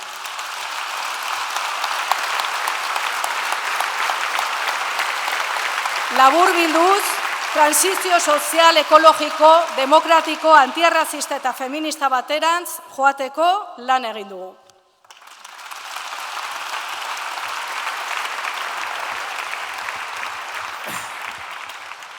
Eta negoziazio kolektiboari zer? Negoziazio kolektiboari buruz badugu, zer esan? Azkenengo 4 urte hauek ez dira xamurrak izan. Patronalak blokeatuta zeuzkan hitzarmen sektoretan eta enpresetan horietaz gain, eta prekarietateaz gain, inflazioa altua gehitu zaio. Negoziazio kolektiboko egungo datuei erraparatzen badiogu, egindako lanarekin pozik egoteko arrazoi dexente dauzkagu. Eta behar bada, hemen daukagu azken 4 urtetako albisterik onenetarikoa. Egindako greba kopuruaren gorakadari esker, azken urtetan hitzarmenik kopuru horik altuena lortu dugulako. Eta sinatu diren akordio horietatik elak lortu du hitzarmen onenak, hitzarmen gehiago eta hobeak. Hoiek ezin dira lortu greba gaitasunik eduki gabe. Eta hoi da ondorio nagusia. Elak lortzen ditu hitzarmen gehiago eta hobeak greba egiteko gaitasunik duelako. Gaitasunik gabe, greba gaitasunik gabe ez dago aurrera egiterik. Eta hori da datu ofizialek esaten dutena. Datu ofizialen arabera, 2023an deitutako greba egunen, 80%ak elak antolatu zituen Euskal Autonomia Erkidegoan. Nafarroan ez dago datu ofizialik. Eta edukiei erreparatzen badiegu, elak sinatutako hitzarmenek beste sindikatuek sinatutakoek baino baldintza hobeak bermatzen dituzte. Esate baterako, 2023an, elak sinatutako hitzarmenetan batez besteko soldataren igoera 5,7koa izan zen. Elak sinatu ez zituen hitzarmenetan aldiz 4,1koa. Albiste hau, are hobea da sektore feminizatutan. Elak sinaturiko hitzarmenetan emakumeen batez besteko soldataren igoera 7tik geratu delako. Eta hau ere borroka feminista da. Emakume langileak sektore prekarionetan antolatu eta beraien lana eta bizi baldintzak hobetu. Borroka feminista da hori. Eta hori da merkataritzan, garbikuntzan, hoteletan, etxez etxeko laguntzan edo erresidentzietan egin duguna. Antolakuntza eta grebei esker lortu ditugu garaipen horiek. Antolakuntza eta grebei esker. Eta hala ere, lana izaten jarraitzen dugu. Besteak beste, negoziazio kolektiboan emakumeek gizonek baino estaldura gutxiago dutelako oraindikan. Horregatik, sektore feminizatuetan presio gaitasuna handitzea izango da. Erronka nagusia hurrengo 4 urtetarako. Sindikalismo feministan sakontzeko, bestelako pausoak ematen ari gara. Hitzarmen prestaketa berrantolatzen, ari gara emakumeen parte hartzea bermatzeko, boteretzeko eta aldarrikapenetan emakumeen beharrei lehentasuna emateko. Sektore publikoari buruz zer? Sektore publikoari buruz gogoratu behar da, orainikan sektore asko blokeatuta daudela. Nafarroan zein Euskal Autonomi Erkidegoan. Nafarroko gobernuaren ardurapean dauden sektoretan blokeoa da idei nagusia. Edo gutxiengoan sinatutako akordioak dira. Hezkuntza publikoarekin gertatu den bezala. Gutxiengoan sinatzen dira akordioak Nafarroan. Euskal Autonomi Erkidegoan Urkulluren erabateko blokeoaren garaia bukatu bada ere, hezkuntza publikoan edo ertzaintzan sinatutako akordioekin argi geratzen dena da gobernuak akordio merkeenak bilatzen dituela. Eta salbuespen badago. Elak hezkuntzako sukalde eta garbiketako akordioa sinatu zuen. Elak oso positiboki baloratu zuen akordio hau. Aldarri guztiak jasotzen zituelako. Esan bezala, tamalez, salbuespen bat. Gustatuko litzaiguke hau gehiagotan gertatzea. Aitor Estebanek zioen orain dela gutxi, elak ez daukala gaitasunik akordioetara iristeko. Gezurra da. Ela da hitzarmen gehien sinatzen duen sindikatua. Urtero, bataz basteko, 250 hitzarmenetik gora sinatzen dugu. Zein da arazoa? Arazoa da Eusko Jaurlaritzak ez duela elarekin akordiorik bilatzen. Badakielako gehienetan sindikatu merkeagoak aurkituko dituela. Ela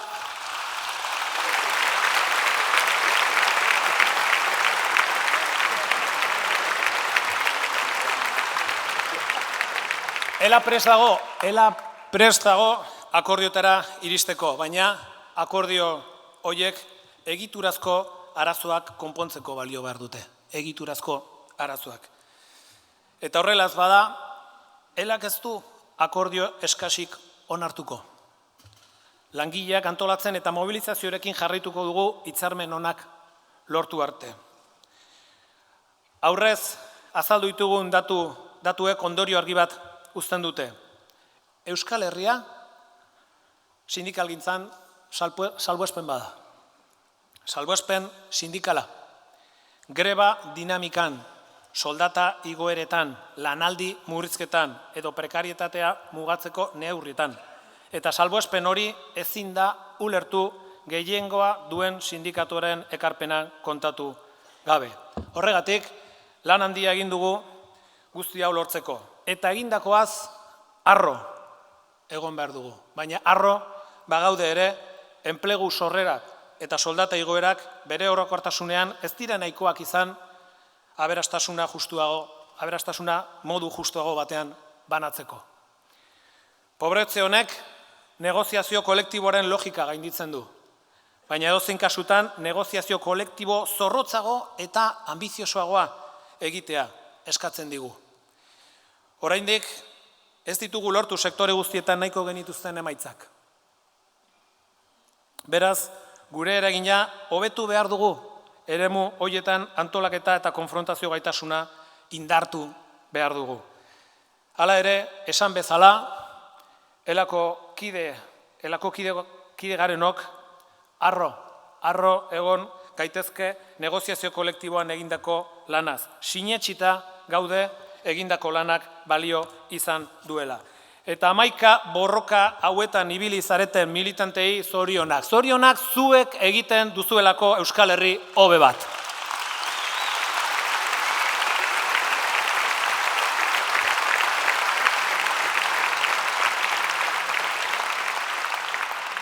Negoziazio kolektiboaren partea pasa eta hauteskunde eta afiliazioi buruz hitz egin behar dugu. Esan dizudan guzti hau, negoziazio kolektiboan lortutako garaipen horiek posibleak dira militanteak eta afiliatuak ditugunean. Hor jaiotzen da sindikatuaren zilegitasuna. zilegitasun demokratikoa.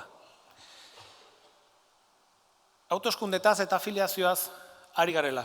Konparazio argigarri bat partekatu nahi dut gaur zuekin. Hego Euskal Herriko hauteskunde politikotan, udaletxetan, 4.600 zinegotzi aukeratzen dira.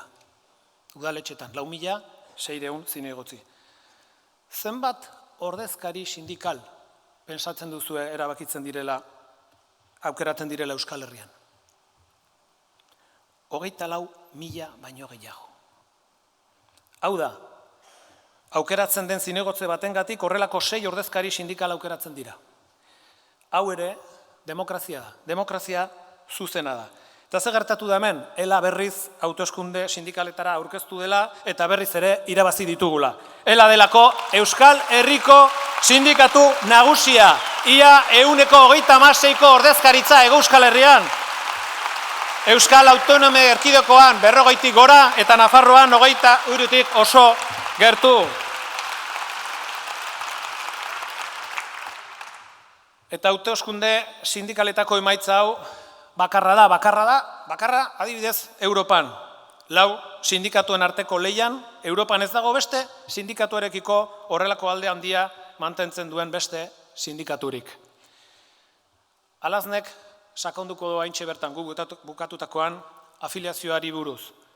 Baina bi idei partekatu nahi ditugu ere zuekin. Afiliazioari buruz. Sindikatuan afiliatuei ematen diegun arreta hobetzen saiatu gara 4 urteotan. Horretarako egoitzetako arreta eta permanentziak berrantolatu ditugu. Lokaletan lehen harrera egiten dutenentzat prestakuntza zehatza garatu dugu eta federazioaren eta zerbitzu juridikoen esku hartze zuzenik. Behar ez duten konsultei erantzuteko personak izendatu ditugu. Horri esker zerbitzu juridiko eta federazioetako arreta arintzea lortu dugu. Permanentzia hauek lantokiko arduraz gain, konpromiso militante hartzen duten ordezkariekin egiten da. Zuetako asko seguramente gaur hemen zaudete. Hala ere, kontziente gara afiliatuei ematen diegun arretan badugula zer hobetu. Eta erronka gisa kokatu behar dugu hurrengo 4 urteetarako. Eta bigarren kontu bat, afiliazioaren albiste onak. Azken kongresotik ona, 3.000 gehiago garelako. 104.000 afiliatu gara. Afiliatuta daude. Eta afiliazioa handitu dugu, eta afiliazio hori parekideagoa eta anitzagoa da. Elan afiliatu diren emakumeak eta etorkinak gehiago direlako.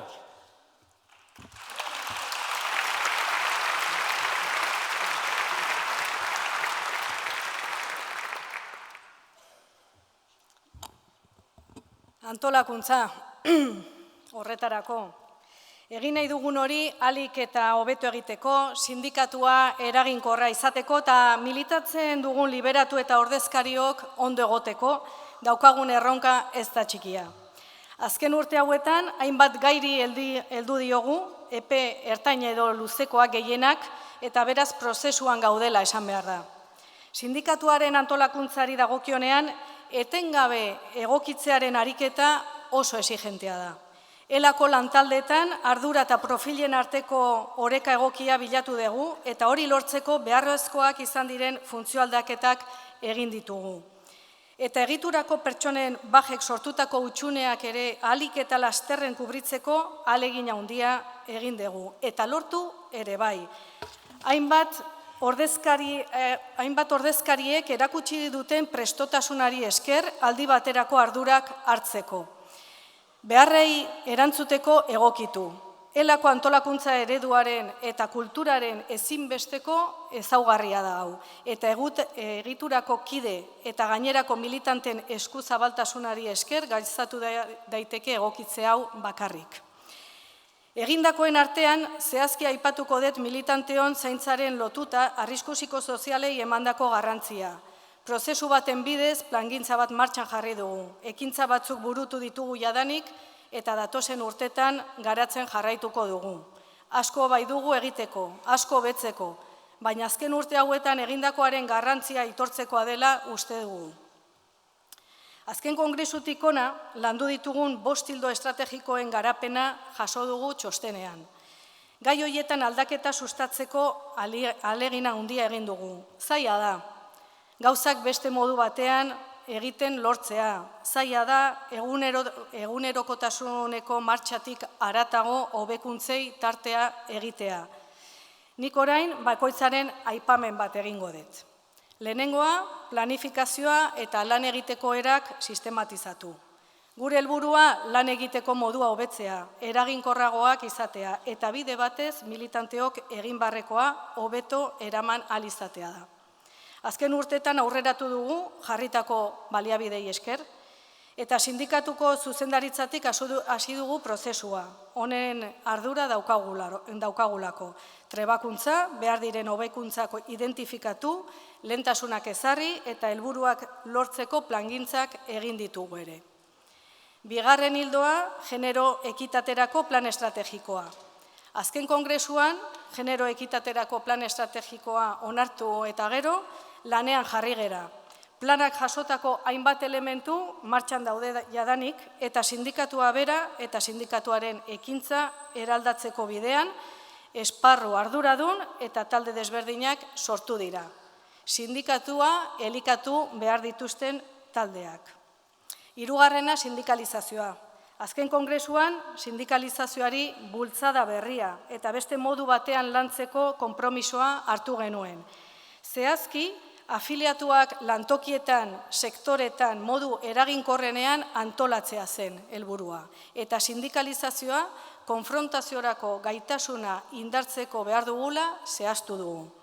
Hemen ere trebakuntzatik hasi gara. 3 federazioen idazkaritzak eta hauek beste 900 ordezkari.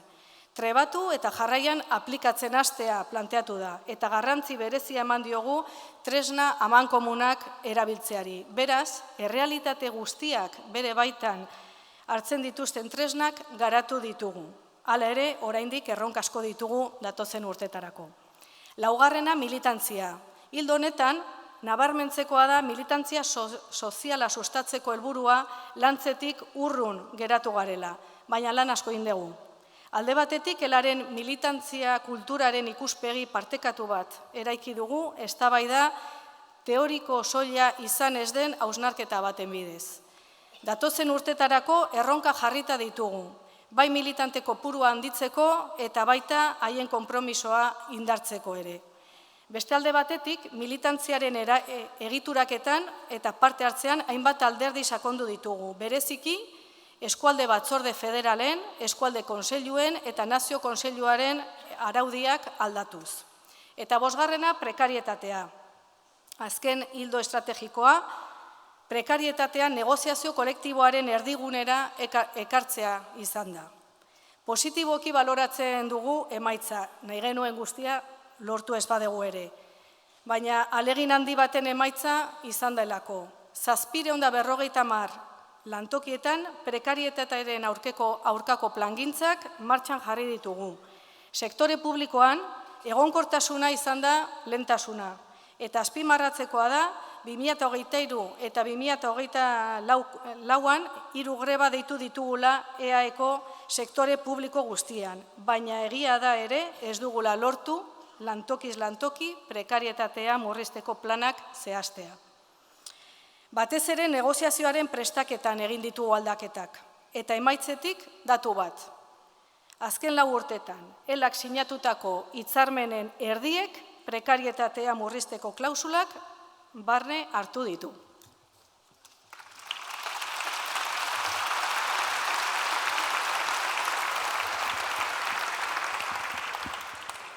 Zerbitzu juridikoei buruz hitz egin nahi dugu orain kontan.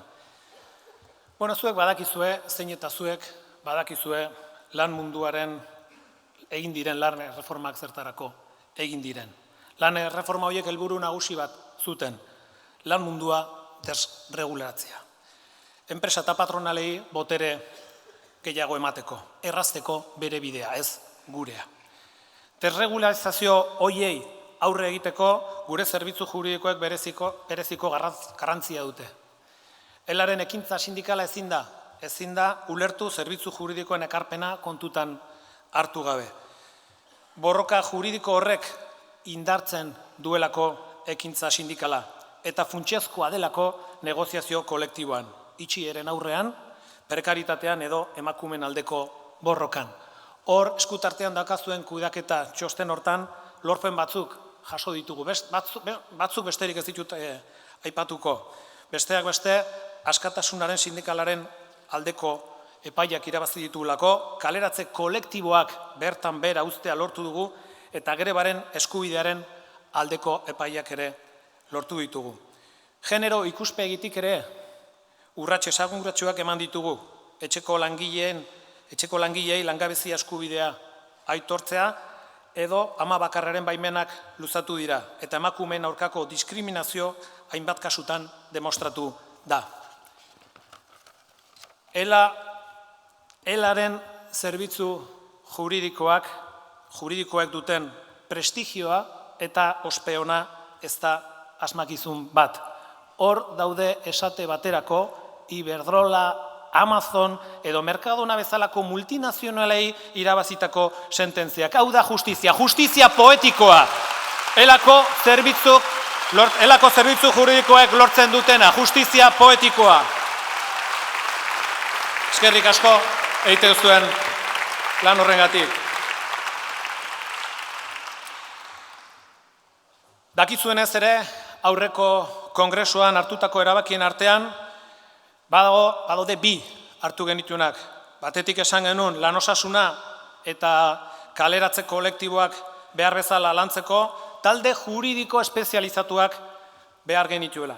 Eta horretarako Bidelagun fundazioa eta konkurso taldea sortu genituen. Esparru horietan espezializatutako abokatuak eukitzeko.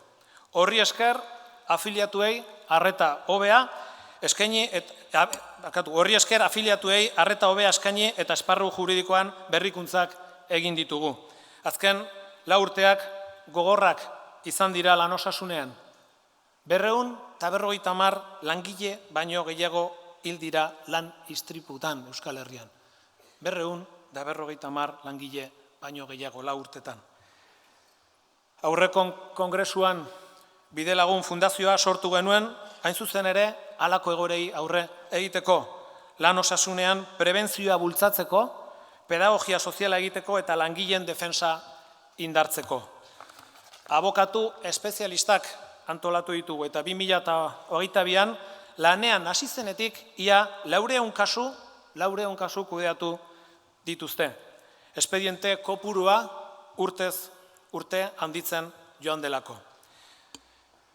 Fundazioa Bidelagun gero eta referentzialagoa da, eta horrek kasu eta epaiketa kopurua esponentzialki igo du.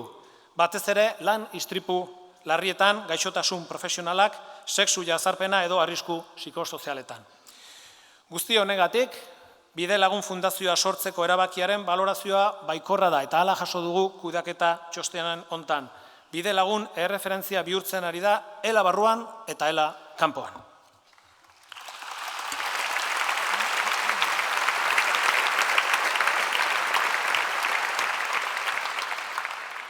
Ere eta konkurso taldea, enpresen mehatxu eta itxierei aurre egiteko tresna.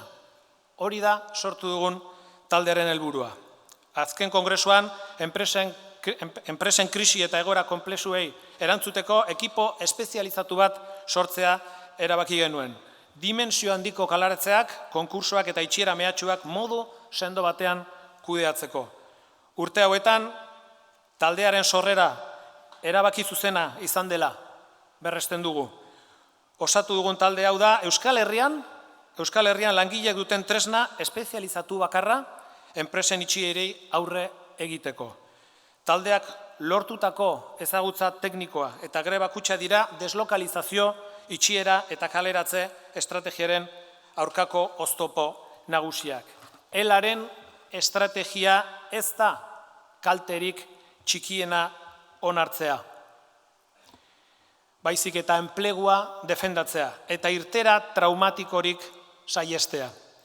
Badago desberdintasun bat gainontzeko sindikatuekiko. Elak kaleratzen aurkako borroka gidatzen duenean, mugak langileek ezartzen dute, ez sindikatuaren baliabide gabeziak edo prestatasun falta.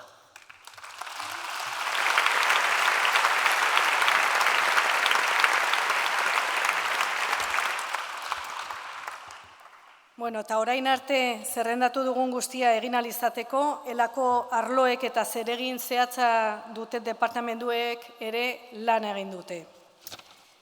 Txostenaren 9. kapituluan hauetako gehienak azaltzen dira, urte hauetan egin duten ekarpen zehatza laburbilduta jaso dugu eta hori egindakoaren berri eman nahian. Nik hemen aipamen gutxi batzuk bakarrik egingo ditut.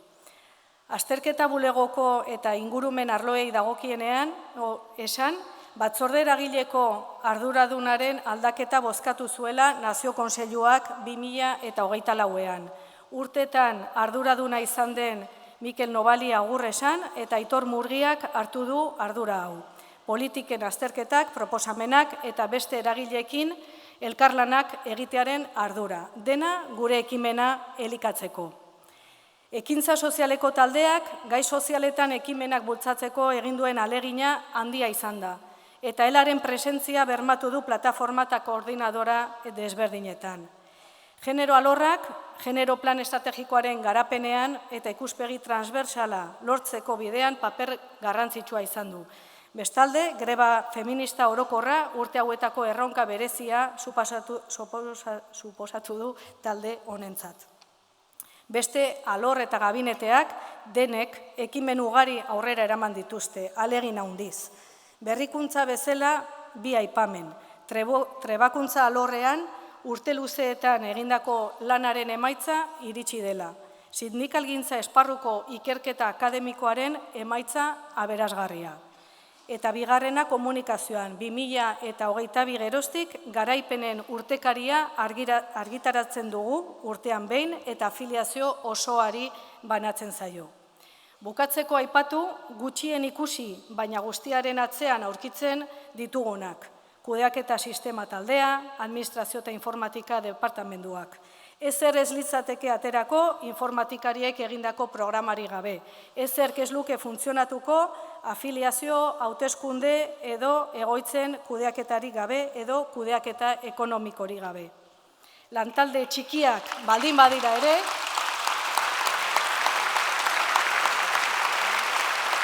lan handia eta garrantzitsua egiten dute denek. Klase sindikatu proiektu hau garatzen eta aurrera egiten laguntzeko.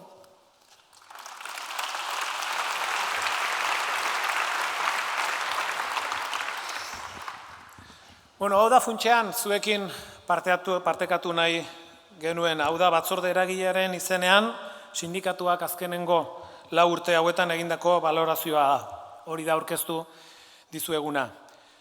Bukatzeko, zenbait jazue, batzorde eragile honetako kide izan diren Amaia Ayerbe Sabiantza eta Joseba Villarreal agurtu eta eskerrak eman nahi dizkiegu.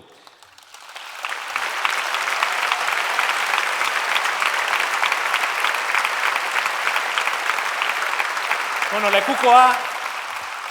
lekukoa pasatzea dagokie bihar ibilbide luze bat egin ondoren, urte horietako asko gaina batzorde eragilean eman da, Amaiak eta Sabik adinak aginduta, organoa utzi behar dute, batzorde eragilea utzi behar dute, eta Josebaren kasuan federazio arduretan jarraituko du.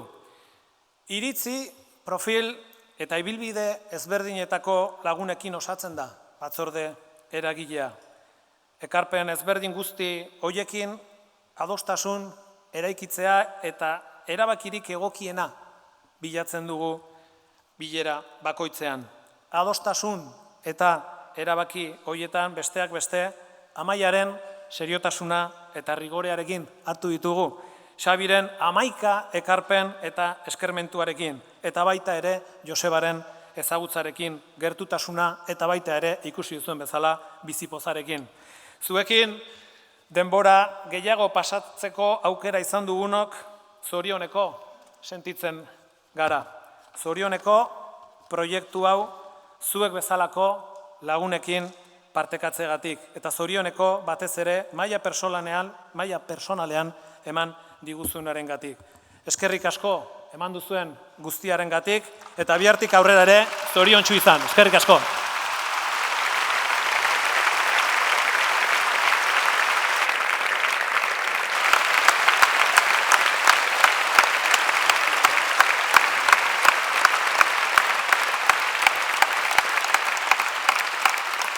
Eskerrik asko, Amaia eta Mitxel, eta jarraitu aurretik ohar txiki bat, gogoratu kongresista zaretenok akreditatu egin behar duzuela. Beraz, mesedez, falta zaretenok QR bidez akreditatu. Eta orain jarraian, aipatu moduan, erazkin ekonomikoaren laburpena egingo digu Alasne Mantxolak. Nahi duzunean, Alasne.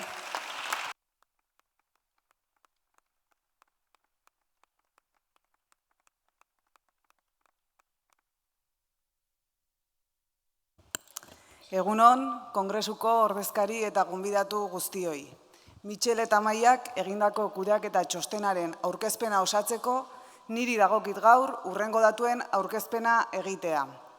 Afiliazio emaitzak, hauteskunde sindikaletako emaitzak, datu ekonomikoak eta espediente juridikoen emaitzak. Azken kongresutik ona izandako bilakaeraren berri emango dizuet. Baino, datuetan murgildu aurretik, afiliazio, hauteskunde, lan administratibo, kudeaketa ekonomiko, lokalen kudeaketa eta behar ditugun tresna eta programa informatikoak garatzen dauden pertsona eta ekipoen lana azpimarratu nahiko nuke. Aipatuko ditudan elementu guzti hauen atzean, beren ekarpena handia delako. Lan handia baitago guztionen atzean, beraz, eskerrik asko zuen ekarpen eta lanagatik.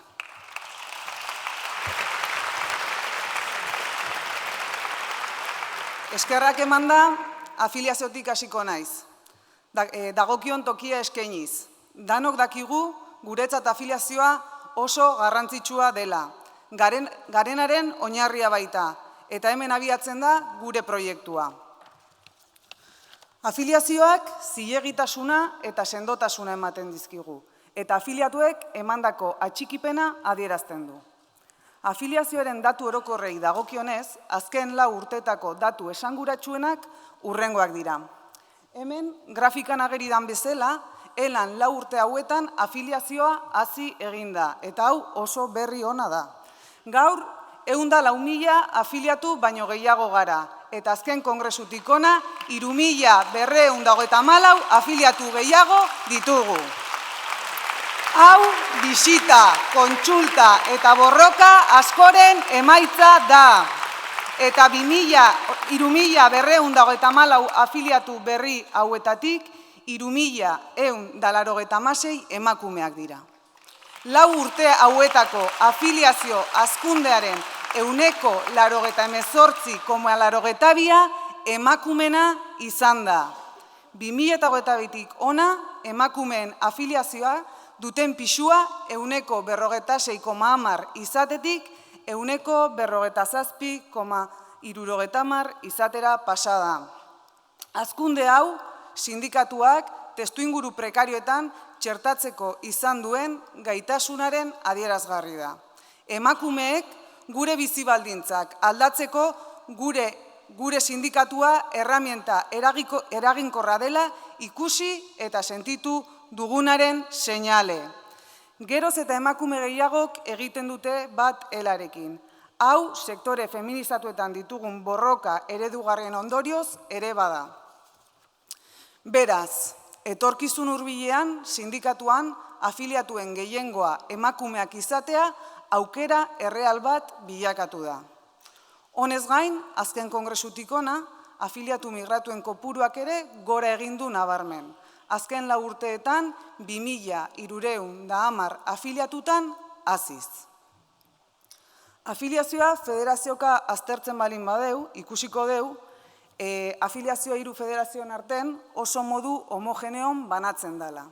Industria eta eraikuntza da pisu handiena duen federazioa, eta gizalan eta zerbitzuakek jarraitzen diote aipatutako ordenean.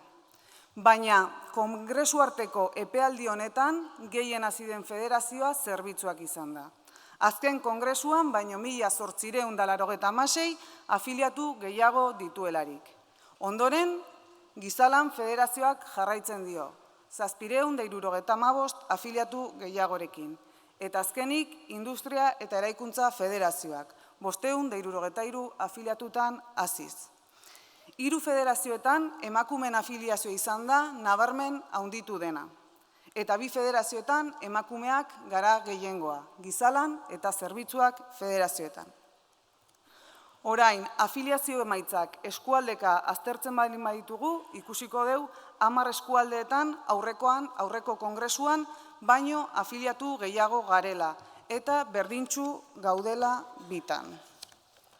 8 eskualdeetan emakumen afiliazioa handitu da eta 4 eskualdeetan berdintsu mantendu da. Aipatzekoak, Gasteiz, Bilbo, Ezkerraldea Kadagua, Donostia, Nafarroa eta Ibaizabal Nerbioi. Eskualde hauetan afiliazioaren pisua nabarmen handitu da, eta hau azpimarratzekoa da. Gainontzeko datuetan murgildu aurretik, afiliazio datuak ematearen garrantziaz hitz egin nahiko nuke. Elarentzat, gardentasuna eta sinesgarritasuna oso garrantzitsuak dira. Horregatik, gure afiliazio datuak beste norbaitek egiaztatzea beharrezkoa dela uste dugu. Horretarako, maiatzaren 8an, kazetariekin afiliazioaren egiaztatze ariketa egin genuen. Gizarteari, beste eragileei, instituzioi, erabiltzen ditugun datuak egiazkoak direla erakusteko. Eta baita afiliazioari zor diogun errespetuagatik ere. Hauek egiten baitute posible gure proiektua. Beraz, besarkadestu bat aipatutako afiliatu guztiei. Gure proiektuaren arrakasta denon ekarpenaren emaitza delako.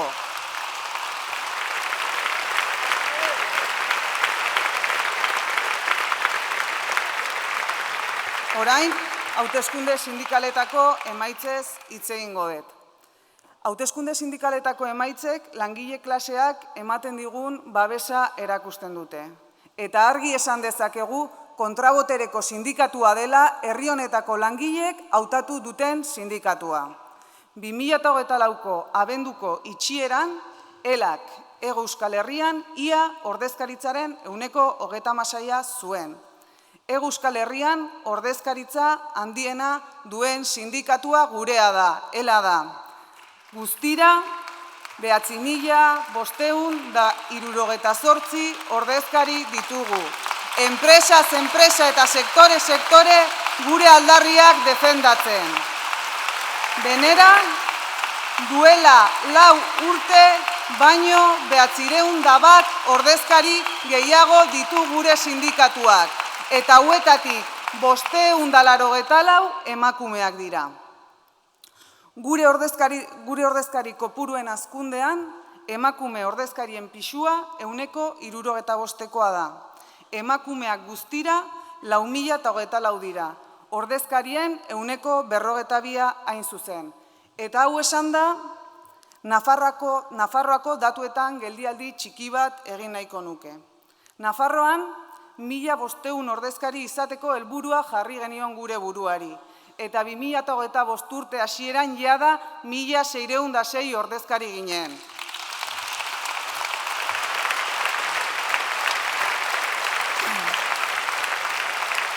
Honez gain, azpimarratu nahi dut, herriberan ordezkaritzan gehien hasi den sindikatua ELA izan dela. Eta honek izugarrizko meritua dauka, beraz zorionak eta biba zuek.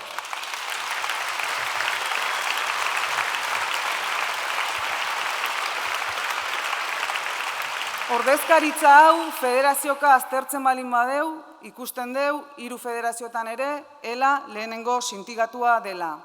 Ordezkaritza maila honek, negoziazio kolektiborako aukera ematen digu, baina baita ardura handia ere. Beraz, egiten duguna, egiten dugun modura, egiten jarraitu behar dugu. Datu orokor hauek, sexuka sailkatuta, ondorioak hurrengoak dira.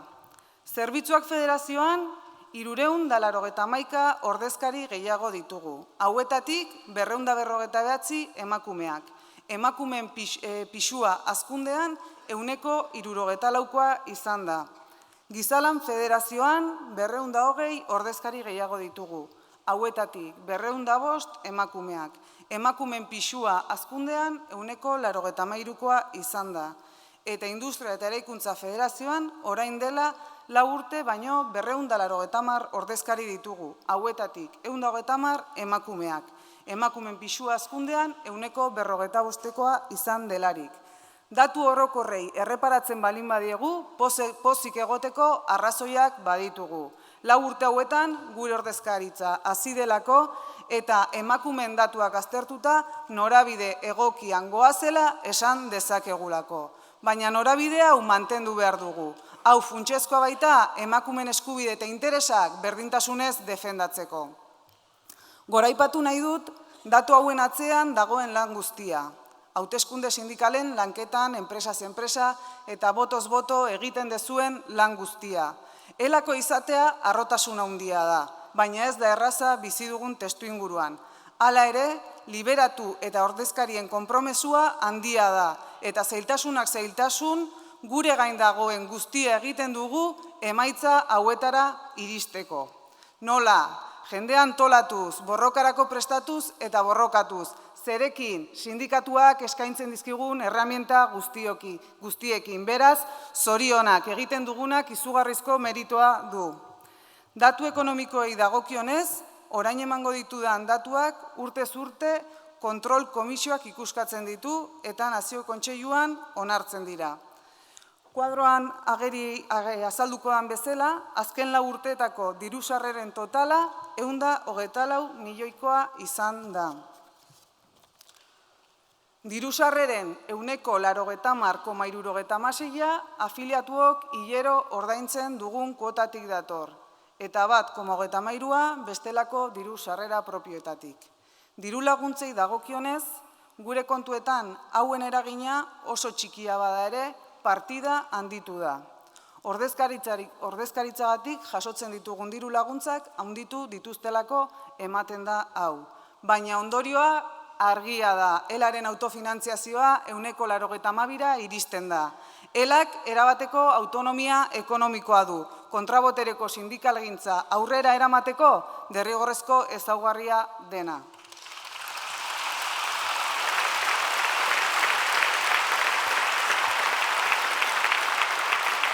Eta ikusi bezala, eta esan deten bezala, kuotak dira elako proiektuaren bermea.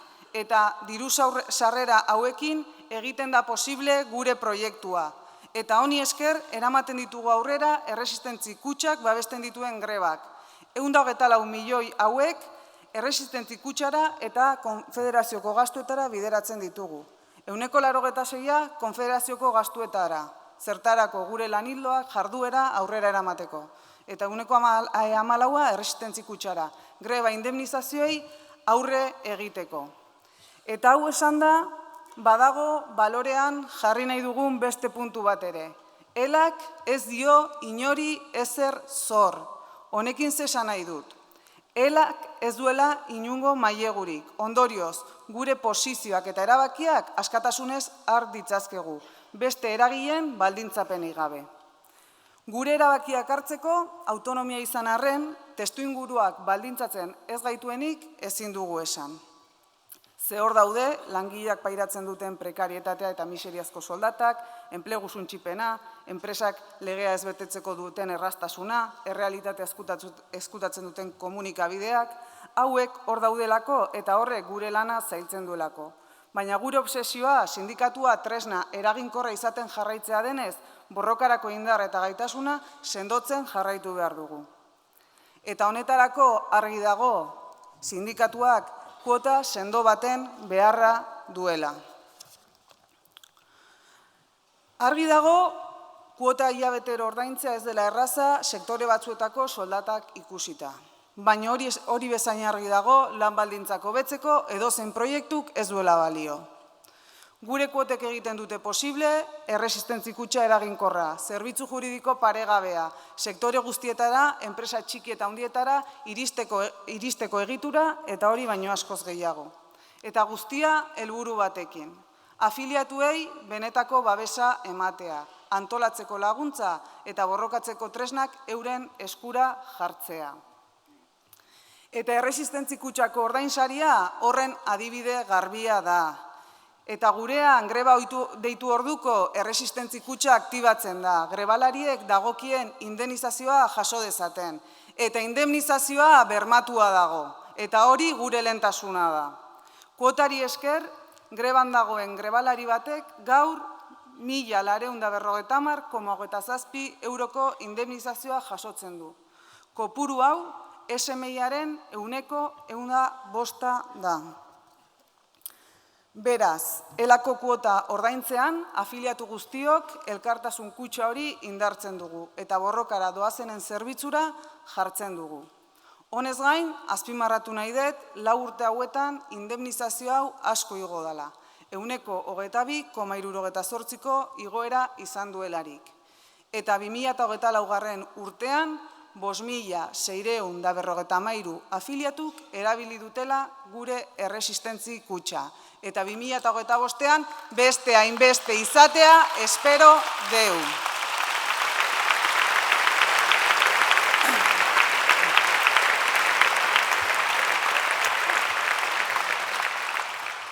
Kuotei esker baditugu beste baliabide batzuk ere, eta kuotei esker daukeu gure zerbitzu juridiko paregabea. 4 urte hauetan, 39.759 espediente juridiko ireki dituena. Zenbaki horren atzean lan handia dago. Gabezia, kutxuneak, ezintasunak ere baditugu, baina kuotak posible egiten du lantaldeak handitu eta indartzea. Honez gain, elako egoitzak ere kuotaren bidez sostengatzen dira. Lokalak, lan sindikala militanteekin behar bezala egiteko eta afiliazioari hurbiltasuna eskaintzeko derrigorrezkoak dira. 52 herrietan ditugu eta funtzionamendu egokia bermatzeko lan asko egin behar da. Beraz, gaur bereziki eskerrak eman nahi dizkizuegu lokalen arretan egoten zareten militante guztiei. Mil esker benetan.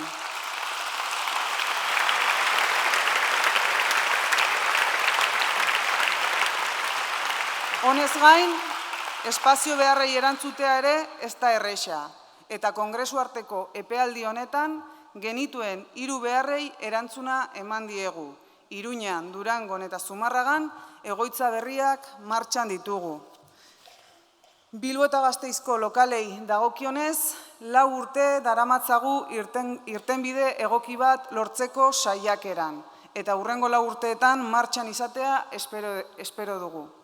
Hala ere, lokal batzuetan irisgarritasunaren gaiari erantzun bat emateko beharra ere badaukagu. Eta ja, amaitzeko proiektu honen sendotasuna azpimarratu nahi dut.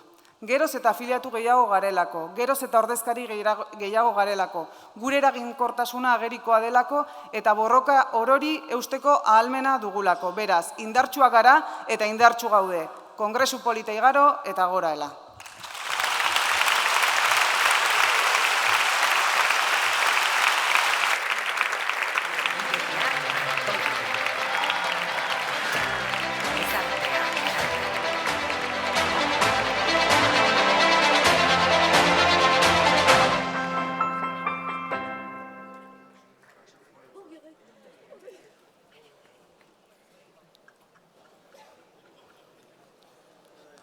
Kaixo, lehenko berdina nahi, zen moduz zaudete, onda?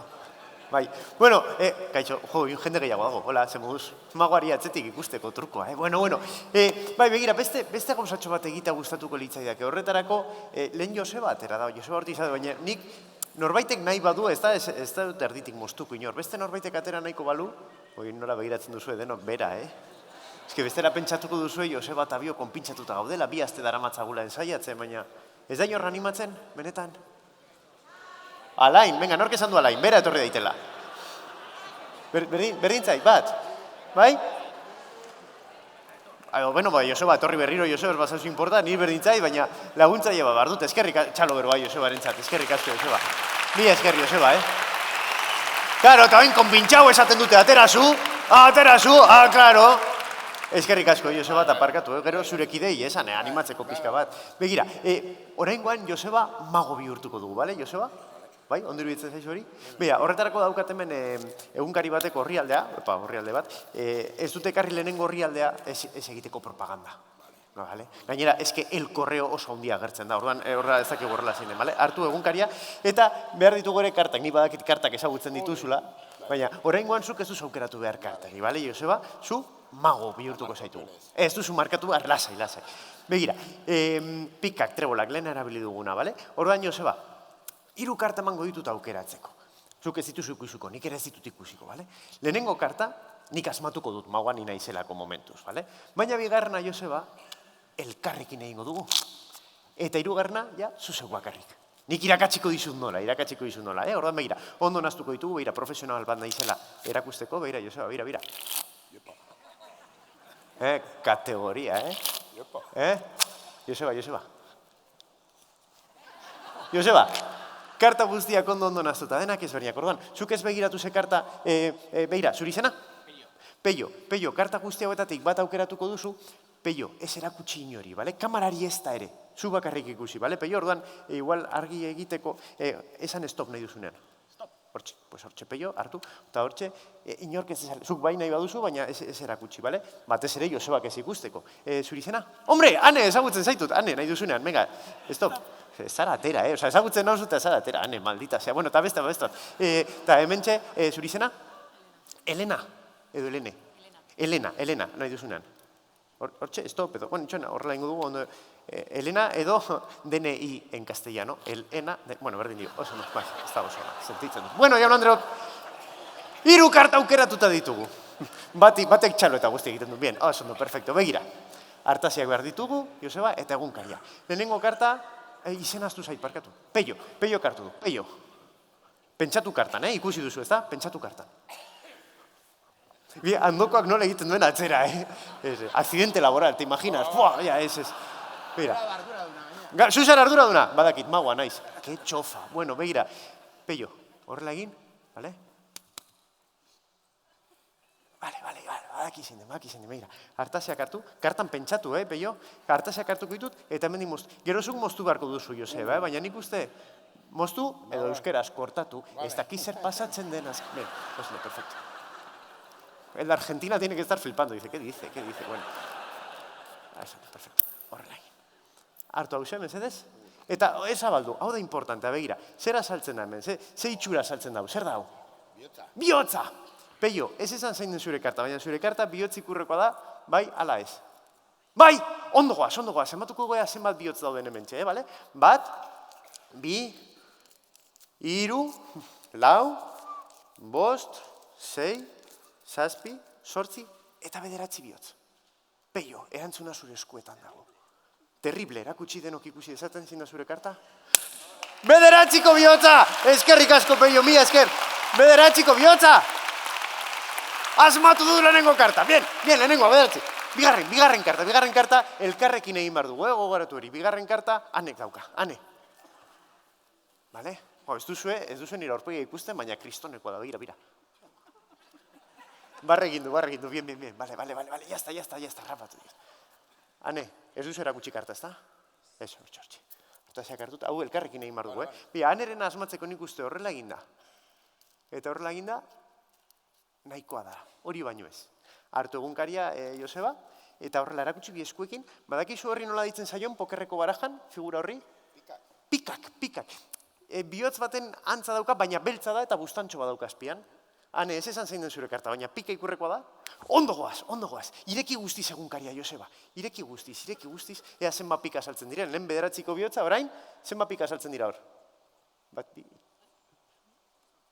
8, ez da, Joseba? Bai, denbora behar duzu, baina 8, bale. 8. 8ko pika, itxaron. Ane, zein da zure karta? 8ko pika! Ane, eskerrik asko, mi esker, Ane. Eskerrik asko. 8ko pika! Baina, Joseba, zure momentu aldu da. Your moment has coming here to the front. Joseba, hartu hartaziak, hartu egunkaria, hortze daukozu Elena, bien. Que peligro. Vale? Elena, zu kartan pentsatu, vale? Oso, no, aurrera begiratu, Joseba, eta hortxe hartu zure denbora, hartu zure hartaziak, nik eskuak enduko dut, magoa nahizelako, eta moztu. Moztu. hau ateratzen bada, Joseba. Joseba, ¿qué haces, Joseba? Joder, markatuta daukata guzti, eta... Moztu guztiz. Ba. Vale. Joseba. Elena, ez dugu elkarri ezagutzen, ezta? Ezberdin egingo dugu, orain arte lehenengo ikusi dugu egunkarian zertzegoen, da gero karta begiratu, ikusiko dugu zein den Elenaren karta. Elena, zein da zure karta? Lauko erromboa, 4 de rombos, lauko erromboa ikusiko dugu, ea hemen zera saltzen den, ea hemen bat, bi, hiru, eta naiz eta berak hemendik moztu, porque le ha apetecido, ikusten duzu erdian, lau erromboa saltzen direla. Joseba, eskerrik asko, Joseba. Eskerrik asko, gero arte, agur. Eskerrik asko, Elena. Bueno, mila esker Imanol eta laguntzaileei, eta kudeaketa txostenarekin jarraituz, Alasne Mantxolari mila esker aurkezpenagatik, eta orain Mitxelek hartuko du berriz hitza. Berak emango dio amaiera txostenaren aurkezpen ekitaldiari. Aurrera, Mitxel. Bueno, duela 4 urte, egindako kongresuak agindu ezberdinak eman zizkion batzorde eragile honi. Ponentzia hartan jasotako hainbat ildo berrikuntza eta erronkei heltzea. Funtsean, langileen mesedetara dagoen tresna bat indartzea. Langile klasearen interesak lehenesteko. Bide horretan sakondu dugu. Azken 4 urteotan oso testuinguru zail batean, hainbat laintoki eta sektoretan lortutako babesa eta lorpena egindakoaren erakuslerik argienak dira.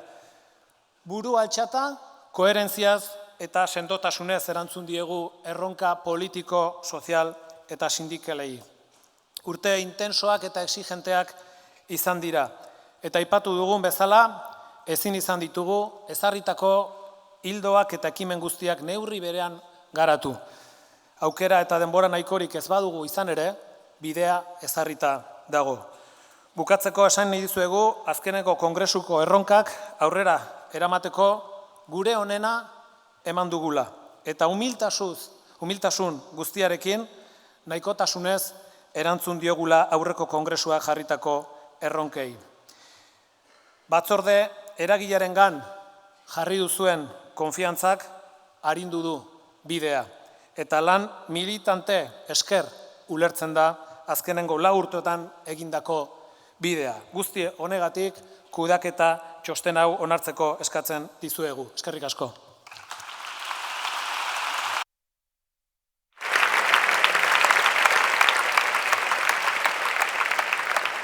Mila esker, Mitxel. Eta orain, goizerdiko atsedena hartzeko unea iritsi zaigu. Eta hasieran esan dugun bezala eta lekuaren baldintza kontuan izanik, kafe hartzeko dugun denbora betetzeko, mesedez, beharrezkoa da antolatzaileen esanak jarraitzea. Beraz, 30 minutuko atsedena izango da, hor kanpoan kafea prest dago eta itzulera 12 puntu-puntuan izango da.